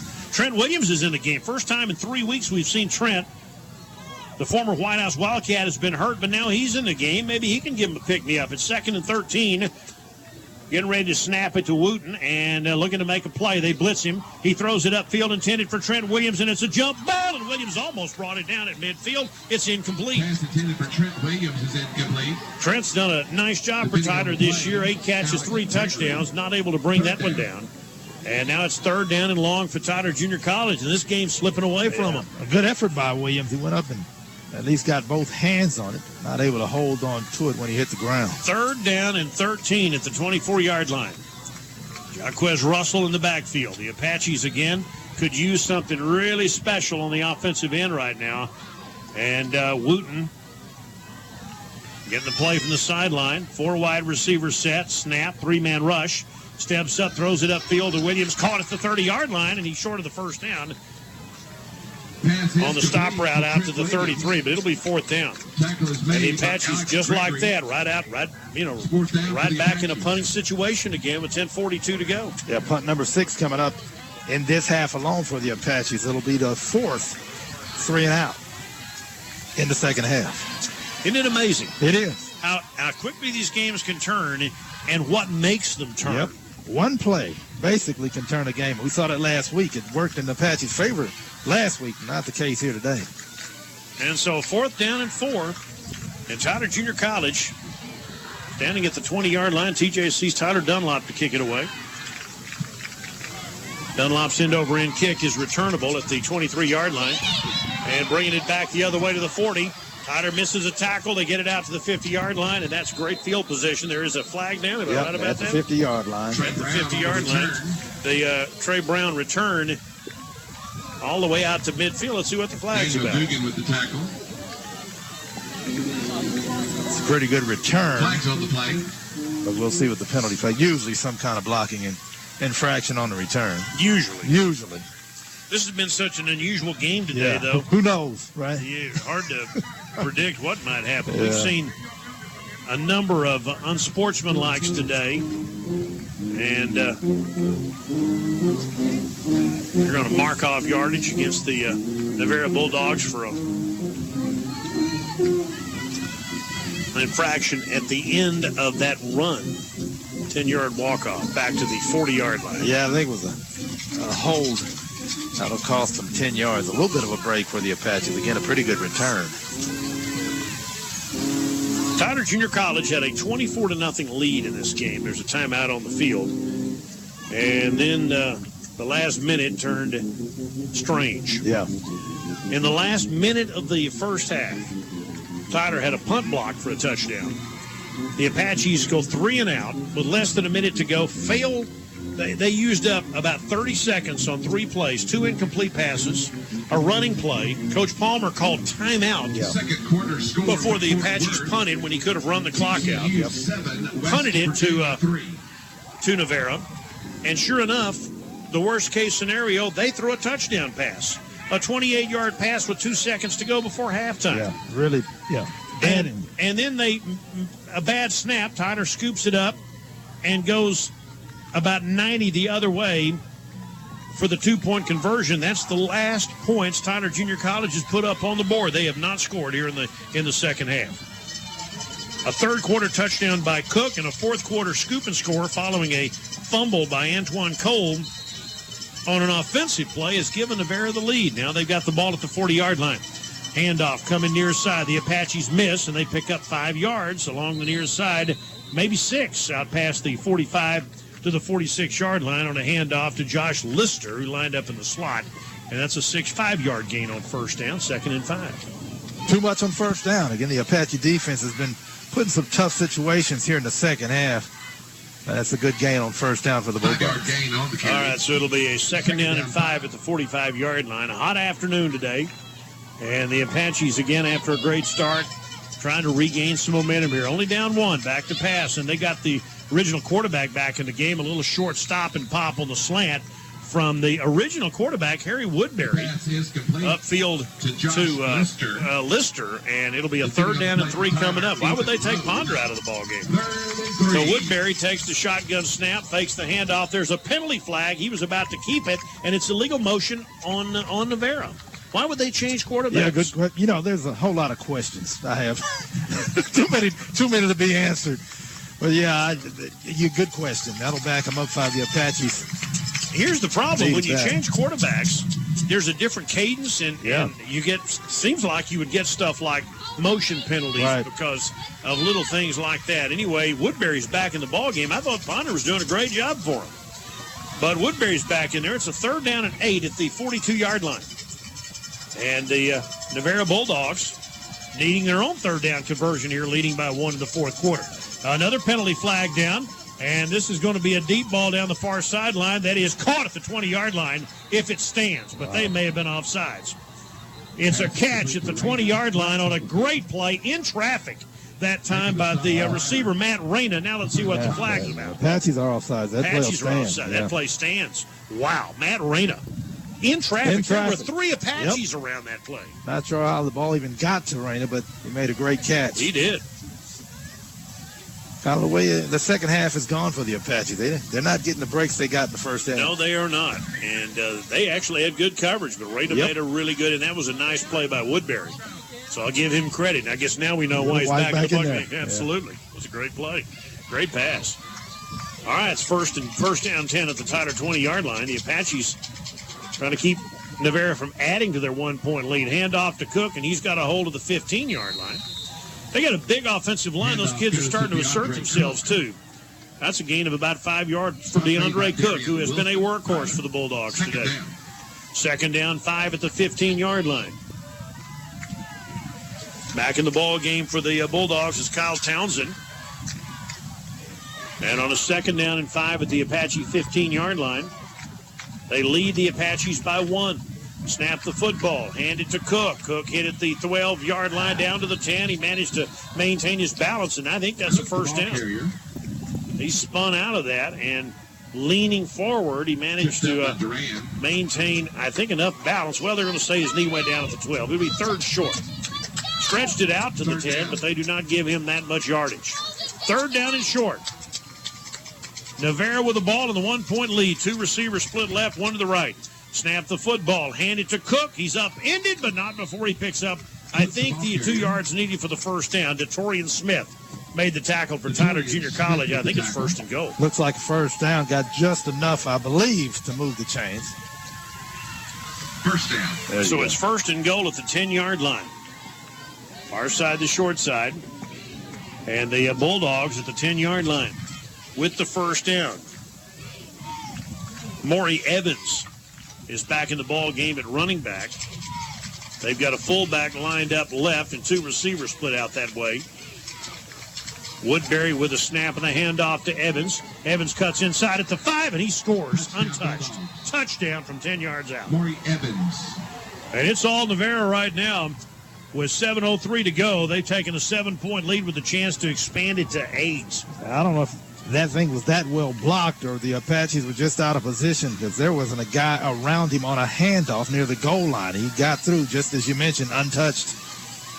All right, if they get the extra point here, that'll make it an 8-point game. The Apaches would have to score the touchdown and get the 2-point conversion. And it has been just one of those days. The left-footed kicker makes it an 8-point ball game. With 7:03 to go, Navarro now leads Tyler Junior College 34-26. On your only local news radio, 97.5 FM, KTBB. Whenever you see wood on the exterior of your home, Bullard Siding can replace it with vinyl that'll save you money and make your home last longer. Wood is almost constant maintenance. It really is. That's Chris Chambliss of Bullard Siding in Tyler. You don't have that issue at all with the vinyl. It doesn't rot at all. I mean, and it's UV stable. You're not going to have any problem with fading or anything like that. You don't ever have to paint it. Bullard Siding brings more than 70 years of experience to the job of improving your home. We've been installing siding since there's basically been a vinyl siding. You know, the guys that we have do our work are second to none. We don't let just anybody work on a house. And there's some fairly small things that add up to make a really good job. We try to go the extra mile to make sure that everything is done to the standards that I would want my own house done to. For vinyl siding products that will make your home look better and last longer, let Bullard Siding be your home improvement resource. Bullard Siding, more than 70 years of East Texans taking care of other East Texans. Online at bullardsiding.com. Bullard Siding. Your only local news radio. This is KTBB Tyler. KTBB FM, Troop Tyler Longview, and KTBB.com. Kickoff taken by J.T. Smith of the Apaches, running it up the near side. He's loose across the 50 and run out of bounds, but there's a penalty flag back downfield at the 25-yard line that will wipe this return out. TJC trailing now by 8 6:54 to go in the fourth quarter. The Apaches blew a 24-0 lead. Navarro has outscored Tyler Junior College 34-2. And this penalty is against Tyler Junior College. Yep, that'll back them up. I've mentioned it already. It really is two different ball games that we've seen today between the first and second half. The Apaches just can't get on track here offensively. Tyler killed themselves at the end of the first half with two bad mistakes, a blocked punt and then a poorly called timeout that gave Navarro an opportunity to score right before halftime. The momentum has disappeared after that, and Tyler Junior College has never been able to regain it. Wooten is still in at quarterback from his own 17-yard line. The Apaches need a touchdown and a two-point conversion now with 6 minutes to go. Back to pass Wooten. He's looking to throw the screen pass, finds Vaughns at the 17-yard line. Vaughns to the 20. Vaughns running upfield. He's got a little room, and he's going to be tripped up at the 22-yard line. Picked up about 4 yards, maybe 5 after all that running. Yeah, I don't think there's it would another have flag. Yeah, I don't think it would have mattered. It's like a holding call against TJC. Yeah, that would have wiped it out anyway. Ugly second half of play. Yeah, it's just there was, I guess, a loss of confidence or whatever. That feeling, that positive vibe that gets into a football team where you feel like you're invincible just went away in the blink of an eye. Didn't take long. It's right. They just normally, a team like the Apaches have been able to get it back. Last week's a prime example. They had a rough first half and were down 15-0. Even gave up a safety in the third. Never rattled them. Right. They came right back and won going away. But the opposite has happened here Absolutely. this afternoon. Yeah. The exact opposite has happened in this Navarro game so far. Still a lot of time left, and the Apaches face a first down and long back at the 10-yard line. Snap the football. And looking left, throwing left, and that ball is incomplete and might have been partially blocked. Somebody might have gotten a hand on that, and all day Wooten has been in trouble. The Navarro pass rush, even from the get-go today, has been on him. Somebody tried to help him off. I think he waved it off. He's frustrated. A little frustrated. He took a big hit, and that caused a bad pass and just floated out there. Yeah, it's a second down and long, and the Apaches are not happy with each other, I don't think, at the moment. And Wooten looking to take the snap, retreats to the 1, steps up and throws up the left side, and this ball is going to be intercepted. No, knocked away. Or was it caught by Bell? I think after all that action, Bell might have come down with the ball. He did. Navarro had two players tip it on that far sideline. I thought it was incomplete, and it came down. Bell never gave up on it, came down with it, and it's a first down. Well, and maybe that's the break this offense needs to get them going. All right, from the 33-yard line, two Navarro players had a chance at that ball. Another penalty flag and another illegal motion against Tyler. They also, one of the other things that happened in this game, they had an injury in the first half to Derenick Landers, one of their guards, and had to make a substitution on the offensive line. And since that point, Wooten has been chased around all afternoon long. And the Apaches have had multiple motion penalties, 1st and 15 at the 28. You can hear the wind blowing, starting to pick up this afternoon. Blitz coming again. Wooten throws up. Field Ward with a nice catch at the 41-yard line, short of the first down. But he went up and grabbed that one. Second catch of the day for Joe Ward. That'll be a third down and short coming up for the Apaches. That's a good-looking pitch and catch. A nice job by Ward to concentrate. That one in traffic for good yardage. Third down. Make that a second down. Second and short. 2nd and 2 at the 41-yard line. Ward lines up this time as a slot right along the near side with two other receivers. Second down at the 41-yard line for the Apaches, going left to right. Play action fake. And Wooten's throwing the deep ball down the near sideline for Smith, and it's incomplete. Nicely done that time by the Navarro Bulldog cornerback, Dominic Cameron.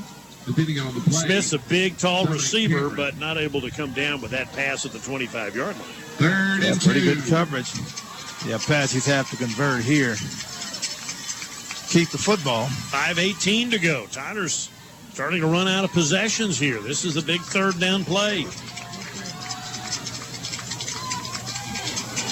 Leads in this league just aren't safe, good or bad. If you're down 20, you can come back. If you're up 20, you can't rest on your laurels. 3rd and 2. Blitz coming. Wooten throws. That's caught close to a first down at about the 44, and I think that is a first down to Jamal Bell. Wooten under heavy pressure again when he delivered the ball. Yeah, he got a good spot, and that'll be enough for the first down. Good pass by Wooten. All right, 5:09 to go. Again, the Apaches still very much in this game, but their offense has to gel, and they've got to do it rapidly. They've got to get a touchdown and a 2-point conversion. First down at the 44-yard line. 3 receivers to the near side, 1 to the left. Jaquez Russell back in the ball game. Fake it to him. Blitz coming. Hit as he throws again upfield. Williams caught the ball, and Wooten took a big hit, but completes the pass to Trent Williams for a first down at the 44, and a penalty flag. They're going to call roughing on Navarro. Yeah, there's 2 penalty flags, so that was an obvious roughing the, well, I hope roughing the passer call. Boy, Wooten is taking a big physical toll today. And he got blasted. That one, I can see that out of the corner of my eye. That's roughing the passer. Yeah, targeted his head, too. Target his head. Yeah. So that somebody gets ejected by Navarro, and plus the 15-yard penalty. So all of a sudden, the Apaches have good field position. For the moment, some momentum, if they can maintain that. And still a lot of time left in this football game. A lot of opportunities for a whole bunch of twists and turns left in this affair. All right, so they marked that off from where the ball was caught, and Tyler not only gets the first down pitch and catch to Williams, but 15 more that will take it all the way down to the 29-yard line. How about that? Yeah, plenty of time for the Apaches, but they obviously have to convert for a touchdown on this possession. Yes, they do. They need it. 1st and 10 at the 29-yard line. 4 wide receivers set. And Wooten, who's been very tough today. Boy, you got to get the kid there. He's taking a beating back there. 5-man rush, throws near side, pitch and catch. Williams, 25-yard line. Trent Williams making his presence felt pretty quickly here. The freshman from White House comes back to the ball at the 24-yard line, picks up a 5-yard gain. Yeah, Wooten's passes are getting a little bit sharper. Nice job by the quarterback. So number 12 hanging in there, battling that pass rush. 2nd and 5 at the Navarro 24-yard line. Tyler down 8. We're down to 4:07 left to play in regulation here. 3 receivers left. He looks left. Wooten throws left. Ball caught by Wiley and tackled immediately on the edge by the linebacker. That was not a great call. Trevor Denbo was right there on that slow-to-develop bubble screen pass, and they lose 2 yards. It'll be 3rd down. Yeah, Apaches have completed a handful of passes for negative yardage here in the second half. 3rd down, really a loss of 3. It'll be 3rd down and 8 at the 27-yard line. Under 4 minutes left to play in the game. Far side, the short side, a 4 wide receiver set. Snap. Big rush. Wooten throws downfield, and this ball is knocked away from Williams at about the 10-yard line. Pass intended for Trent Williams. And so it'll be 4th down and 8. And here, this might be Tyler's last gasp here, possibly, if on this 4th and 8. Yeah, Williams took a big hit, but he's up, and the Apaches obviously will go for it here on 4th down. Here in a moment, I'll see how this works out, and you can head your head on down to the field. It's a 4th down and 8 at the 27-yard line. This might be the last gasp for TJC. Maybe not, but we'll see. 4th and 8 at the 27. 3-man rush, back to pass. Wooten double pumps downfield and in, throws it and intercepted at the 3-yard line, intended for Ward. Threw it right to a Navarro defender, and the Bulldogs will take over. Pass is intercepted by the Bulldogs. And the 4th down play goes incomplete with 3:16 to go. Kevin's about to head downstairs. And unless something strange happens, and in this league, you never know. You never know. Don't assume anything. But unless something really strange happens, the Apaches may not escape here today with their 6th victory of the year. A 24-0 Tyler Junior College lead got away. And the Navarro Bulldogs have outscored Tyler 34-2 since that punt was blocked late in the first quarter. It has been a very difficult second half for the Tyler Apaches. And Navarro will take over at their own 15-yard line. Tyler has 2 of their timeouts left. Snap the football. A couple of first downs will do it. How about this? Right up the middle, a big hole and a big run to the 30. to the 15, to the 10, to the 5, down at the 10-yard line. Didn't quite make the 5. Thought he was going to get to the 5-yard line. DeArve Brown makes the tackle on Maury Evans, saved a touchdown, and the Navarro Bulldogs just got an 80-yard run by Maury Evans. First down. At the 9-yard line. First and goal, Navarro Bulldogs. That's a way to close out a ball game with 2:55 left, and the fans are starting to head to the exits. Oh, my goodness. What an amazing turnaround today. You got to give Navarro credit.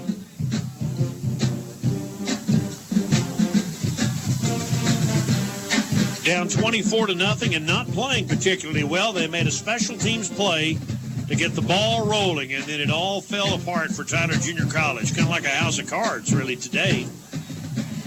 As well as the Apaches have played this year on both sides of the ball, the final minute of the first half and the 30 minutes of the second half have not gone well for TJC today. And a first and goal at the 9-yard line. And the football off again to Evans, and he gets it to the 7-yard line. And the Apaches are going to take a timeout with 2:14 to go. We'll take a 30-second break. Navarro leads it 34-26. Back in 30 seconds on your only local news radio, 97.5 FM, KTBB. Ah, this is you. You graduated, maybe even took a semester off, and you're ready to choose your path. Well, TJC's one of the top colleges in the nation, and it's only a third of the cost of a state university. With more than 120 degrees and certificates, TJC has a program to help you get a jump start on the dream career you've always wanted. So get that backpack ready and sharpen those pencils. It's time to take hold of your destiny. So, ready to take that next step? We'll walk you through it. Find out more at tjc.edu. 97.5 KTBB FM. A lot of twists and turns, a lot of entertainment today in this game. There have been highs and lows for both teams today. The Apaches in big trouble right now with 2:14 left to play in this game. Navarro's got a second and goal at the Apache, 8-yard line now? Am I right about that? Yeah, looks like the 8-yard line. After an 80-yard run by Maury Evans on a 4th and 8, the Apaches throw the interception. Trying to hit the home run and score the touchdown. They needed a touchdown and a 2-point conversion to tie. The pick at the goal line by the Navarro Bulldogs ended that, and then the long run by Maury Evans. And now the Navarro Bulldogs have the ball. Tyler's down to just one timeout left. And they need a miracle. Ball's marked at the 7-yard line. Second and goal at the 7. Crazy game. 3 receivers in a slot. Evans in the backfield behind Woodbury. He's shared duties today with Ponder, the quarterback. And football's momentum has been a big factor in this game today. Woodbury will hand it to Evans, looking to get to the edge. Evans will turn the corner at the 5-yard line, down to the 3 as he's upended. Short of the goal line. Tyler may take another timeout, and if they do, it'll be their final timeout. As the Bulldogs get it to the 3-yard line, the Apaches will not take the timeout here. It'll be 3rd down and goal at the 3. We're down to 1:50 left to play. Apaches down 8. Bulldogs knocking at the door to try to put the game away. And a whistle blows. Timeout. And timeout. All right, Kevin's in position down there. The Apaches take their final timeout. Kevin? Yes, sir. This has, next week the Apaches will be at Trinity Valley. Yeah. That's a very difficult place to go and win. Right. But you know, the way this season is unfolded, in the same way that the Apaches lose here today because the momentum got away, there's no reason why they can't go to Trinity Valley next week and turn the tables, because this is a good football team. It is a good football team, but this is a disappointing loss, and it'll be interesting to see how they rebound from this one. They pretty much had this game in the bag, at least throughout the first half. They controlled the game, and it just got away from there in the second half. As tough as Trinity Valley is, you can't sit here and say that they don't have a real chance at Trinity Valley next week. Of course they do. Yeah, well, Navarro came in here again. With no momentum. Yeah, with none. They're 0-3 in conference play, and looks like they'll get out of here today with a win. Yep, just a lot of mistakes by the Apaches today. They will be kicking themselves at the end of this day as to what might have been. 3rd and goal at the 3.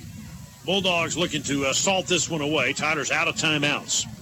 Bulldogs really probably, well, they'll score if they can to make it a 2-score game and seal the deal, because Tyler's only down by 8 and stranger things have happened. So the Bulldogs will probably try to punch this one in. They've got running back in the backfield, and they hand it to him at the 2-yard line, and the Apaches stone him for no gain on the play. Nice job on Maury Evans by Tyler's Junior College. It'll be 4th down. Kevin, I don't know. With 1:33 left, I guess you kick the field goal here.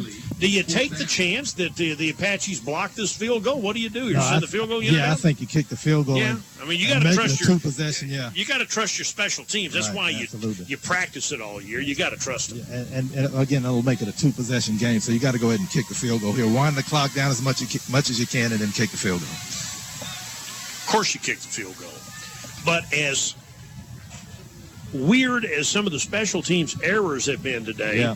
for instance, Tyler had a punt blocked, but Navarro had an extra point on a bad snap return for a safety by Tyler Junior College. So mistakes can happen. And again, the Apaches, that would be their last hope probably at this point, would be if they do kick a field goal, to go and block the thing and then maybe get a bounce. Again, it would not be the first time in the history of this crazy game that something like that's happened, and that's why the Apaches went through the motions of calling these 2 timeouts to give themselves at least a mathematical chance of possibly pulling out a miracle here. But, it's one of those deals. Would you rather get beat 30 or lose a game like this where you spend the next week playing the what-if game? Yeah, and I'm not sure. Again, it'll be interesting to see how they bounce back from this one. This is a game they should have had in the bag, but you know how this conference play is. Now, Navarro's going to kick what amounts to an extra point here for a field goal try to make it a 2-score game. The Apaches need to block this. Do that, and this might still turn out to be something crazy. It's a 20-yard field goal. The snap is high. The kick is away, and it is good, but they wave it off with a penalty flag. Yeah. I thought the Apaches actually had an opportunity to block that thing, but they pulled up. It's illegal motion against Navarro. They're going to have to kick again. Yeah, they'll back them up. Again, there have been stranger things have happened. Navarro is going to be backed up 5 yards, and now they'll try to kick a 25-yard field goal. The Apaches can block this. They would have 54 seconds left, no timeouts, but they would at least still have life. They've got to block this kick, or at least make him miss it somehow. Get the ball back, and who knows, 25-yard field goal. And the Apaches that time are they'll offsides. get the 5 yards right back. Give it or right or back. the yardage right back, yeah. The Apaches give it right back. Jordan Crawford just bowled over one of the Navarro linemen, so that'll give the 5 yards right back. That's been a sloppy second half, and it's sloppy all the way to the end. Yeah, a lot of mistakes. A lot of penalties. Not that many penalties in the first half, but Not there at have all. been a plethora of them here in the second. So Bryant Thompson and his crew, they've earned their money today. Everything the Apaches did right in the first half, they looked like the number 2 team in the nation, and then it kind of went haywire on them. So they'll have a lot to go over as they autopsy this game and get ready for Trinity Valley next week. But still, this one ain't over yet. Again, this field goal try here from 20 yards out is an opportunity for TJC to make a big play. Now let's see if the Apaches can get it done. Here we go. This would be a 20-yard field goal. Kick is on the way. It's up, and it is good by Navarro with 54 seconds left. The Bulldogs have taken an 11-point lead, and that probably puts it away. We're back in 1 minute on your only local news radio, 97.5 FM, KTBB. Your search for a home loan should start and end with Guild Mortgage, the Holyfield Group. Tom Holyfield has served East Texans and their mortgage needs for over 20 years. Guild Mortgage is located at 1300 Hollybrook Drive in Longview, Texas, 75605, and 6775 Old Jacksonville Highway, Suite 2 in Tyler, Texas, 75703. They're on the web at tomholyfield.com. Equal housing lender. Company NMLS number 3274. Tom Holyfield NMLS number 210861. Goodwill has gone Who Will this Halloween. Shop any of the 15 East Texas Goodwill stores and design your unique Halloween costume. There are ready-made costumes, Halloween decor for your home or office, and treats for the kids. No need to be afraid of the prices at Goodwill. So don't get caught dead looking like everyone else. Shop Goodwill. Plus, you never know who you're going to meet. 97.5 KTBB FM. 11-point game kickoff, taken at the 10-yard line by Joseph Ward. Out to the 20, 25, Ward out to the 30, Ward out to the 34-yard line. With 46 seconds left, the Apaches are out of timeouts. Down 11, they need 2 scores. They need a quick score, Kevin Simon, and they need an onside kick, and they need it in a hurry. Well, they're going to have to protect the quarterback because Navarro knows what's coming, and the Apaches have had a tough time protecting Wooten here in the second half. We'll see what happens. So the Apaches, Brendan Wooten, who has been beaten on today, especially in the second half, but has, to his credit, stayed right in there. He's taken some wicked shots with an empty backfield 5 wide. Navarro has 6 DBs scattered around the field, and about 3 of them are playing 20 yards downfield. Throws the short pitch upfield to Ward. He makes the catch, gets bumped out along the sideline, steps out of bounds, no gain on the play. It'll be second down with 40 seconds left to go. Second down and 10 for Tyler Junior College. Didn't get anything on that one. They're going to have to go further downfield than that. I don't know that Navarro's they're going to keep everything in front of them. So they'll let Tyler, I think, have the short ones, although they didn't let Ward have much that time. Back to pass, Wooten chased out of the pocket. It's been that way all afternoon. He throws upfield to Bell at the 50-yard line, and Jamal Bell steps out along the near side at the Navarro 45-yard line. 33 seconds left. So the Apaches get it at the 45. They're going to need to take a shot to the end zone pretty quickly here now. This dink and dunk stuff won't get it done. They need 11 points in 33 seconds. That's some tough math in football. There were no timeouts. 5 wide receiver set, and you right, no timeouts. And interestingly enough, I think Navarro's going to blitz here. Now the whistle blows, and Navarro's going to call a timeout. Interesting that they would. Not happy with their alignment. Kevin will keep it here again at Trinity Valley coming up next week. Back home against New Mexico Military. And then the homecoming game against Kilgore at the end of the month. So still a lot of time left for Tyler Junior College. They'll be 3-1 if they lose this game and 5-1 on the season. That's great. That's a great record. You just feel bad about this loss if it happens, Kevin, and the way it went down. Yeah, that's the problem here today. You feel terrible about the way this thing unfolded. Yeah, absolutely. The loss wouldn't be all that bad. It's a good football team they're up against. But the way they're in the process of losing this game, it's what it concerns you. They were in complete control throughout most of the first half, and the second half was a totally different game. Outscored 37-2 since they took a 24-0 lead. And, Kevin, we'll talk to Coach Palmer about that after the game. It'll be interesting to hear what he says about it. Wooten out of the shotgun. The Apaches need a touchdown rapidly. 3-man rush. Wooten's going to throw it to the sideline, and it's incomplete. Odell Smith at the 40-yard line. Kevin, I'm not sure if they're trying to work on their game or what, but they're not taking shots downfield, and I don't really know why. What good would a 5-yard gain do at this point? If he catches the ball, he's still going to catch it inbounds. The clock will keep running. You're absolutely right. And the pass was badly thrown. He would have gone down inbounds. Yeah, inbounds, and the clock would have kept rolling. They have to take shots downfield. Down 29 seconds left. Second down and 10 at the 45-yard line. Really, the down and distance don't mean much right now. Navarro again playing deep cover 2. And the 3-man rush, he'll throw it to the side again, and that ball's knocked away. It'll be third down. Patches not even challenging them. They're not even throwing the ball downfield right now. Now, that I don't understand. Odell Smith has it knocked away by the Navarro safety at the 39-yard line. I guess the theory being if you're trying to get one of their guys to miss and get that kind of a play, but they're not even getting that. Third down at the 45. Let's see what they dial up here. 3 receivers left, 2 to the right. Back to pass. Wooten will be hit as he throws again. He completes it to Ward. Ward at the 35-yard line. Ward down to the 27, 26-yard line.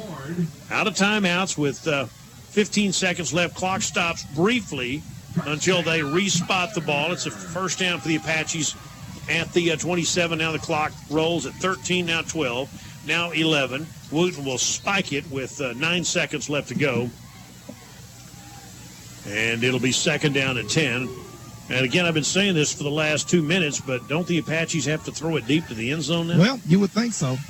Nothing to lose here with 9 seconds left. Frustrating day for Coach Palmer, I'm sure.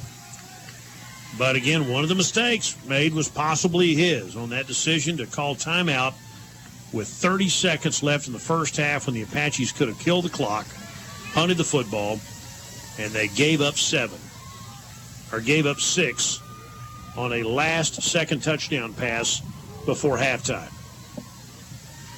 Second down and 10 at the 27-yard line, 9 seconds left. And now Wooten has it batted up in the air, and this ball is going to be intercepted by a defensive lineman to kill the clock. With 2 seconds, 1 second, the game down to 1 second left. Game should be over. That ball tipped and picked off, and the game comes to an end. And the final score, Navarro 37, Tyler 26. As rough an afternoon as it turned out after such a positive start, this is one of the stranger games, Kevin, I think we've seen in a while. We've seen some strange games, but this one, the way this one unfolded is really hard to put into words. Now, here's where the Apaches are going to have to show some class, and Navarro, too. Frustrating game like this, you got to make sure that the players shake hands and nothing else happens. Because this game was chippy all afternoon, and you got to make sure this thing is handled correctly. And Coach Palmer and Coach Krill are talking down at the 47-yard line. And I'm not sure about what, Kevin. What are they talking about? Is it animated, or are they doing okay? No, they're just a friendly conversation at the end of the ball game. Good enough. All right, well, Coach Palmer will stop for a moment and talk to Kevin here in just a bit after he talks to Coach Krill. And, Kevin, tell me when you're ready. All right, I'm ready. Coach Palmer pretty much controlled the first half. At one point, you were up 24-0. Second half was a different ball game. How did it get away? Well, first of all, they got momentum with a block punt that we worked on all week long. And then I made a mistake, a clock mistake by not letting the clock run out. That cost us some points and all of that kind of stuff. So let me see what's going on. They got a little scuffle going on. You called it, Bill. Again, this is kind of what happens. Yeah. But Coach Palmer basically answered the question that I was going to ask. Yeah, we won't bother him. Don't bother him anymore. They've got to make sure that nothing happens. Unless he comes back to you. Hang around, Kevin. Don't run off. Unless he comes back to you, let this one end. I was afraid that was going to happen. Well, you called it. We've seen it before. Yeah, I mean, fellas, you got to, the game's over. It's done. Nothing can change the outcome now. I know it's a frustrating day for the Apaches. I don't know who was mouthing at who, or both sides, or whatever. But it's just a game, fellas, and let it go. Because you don't want to get in any more trouble. And if Coach Palmer continues to walk away, Kevin.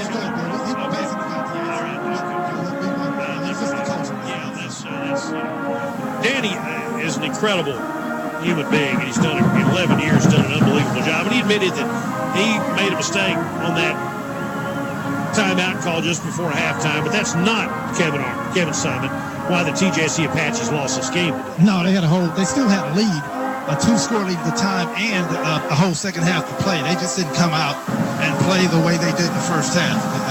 To open up the second half, they never got on track. A lot of mistakes made today, and the TJC Apaches let a 24-0 lead get away, and they lose at home this afternoon to a fired-up, talented, underachieving so far this year Navarro football team.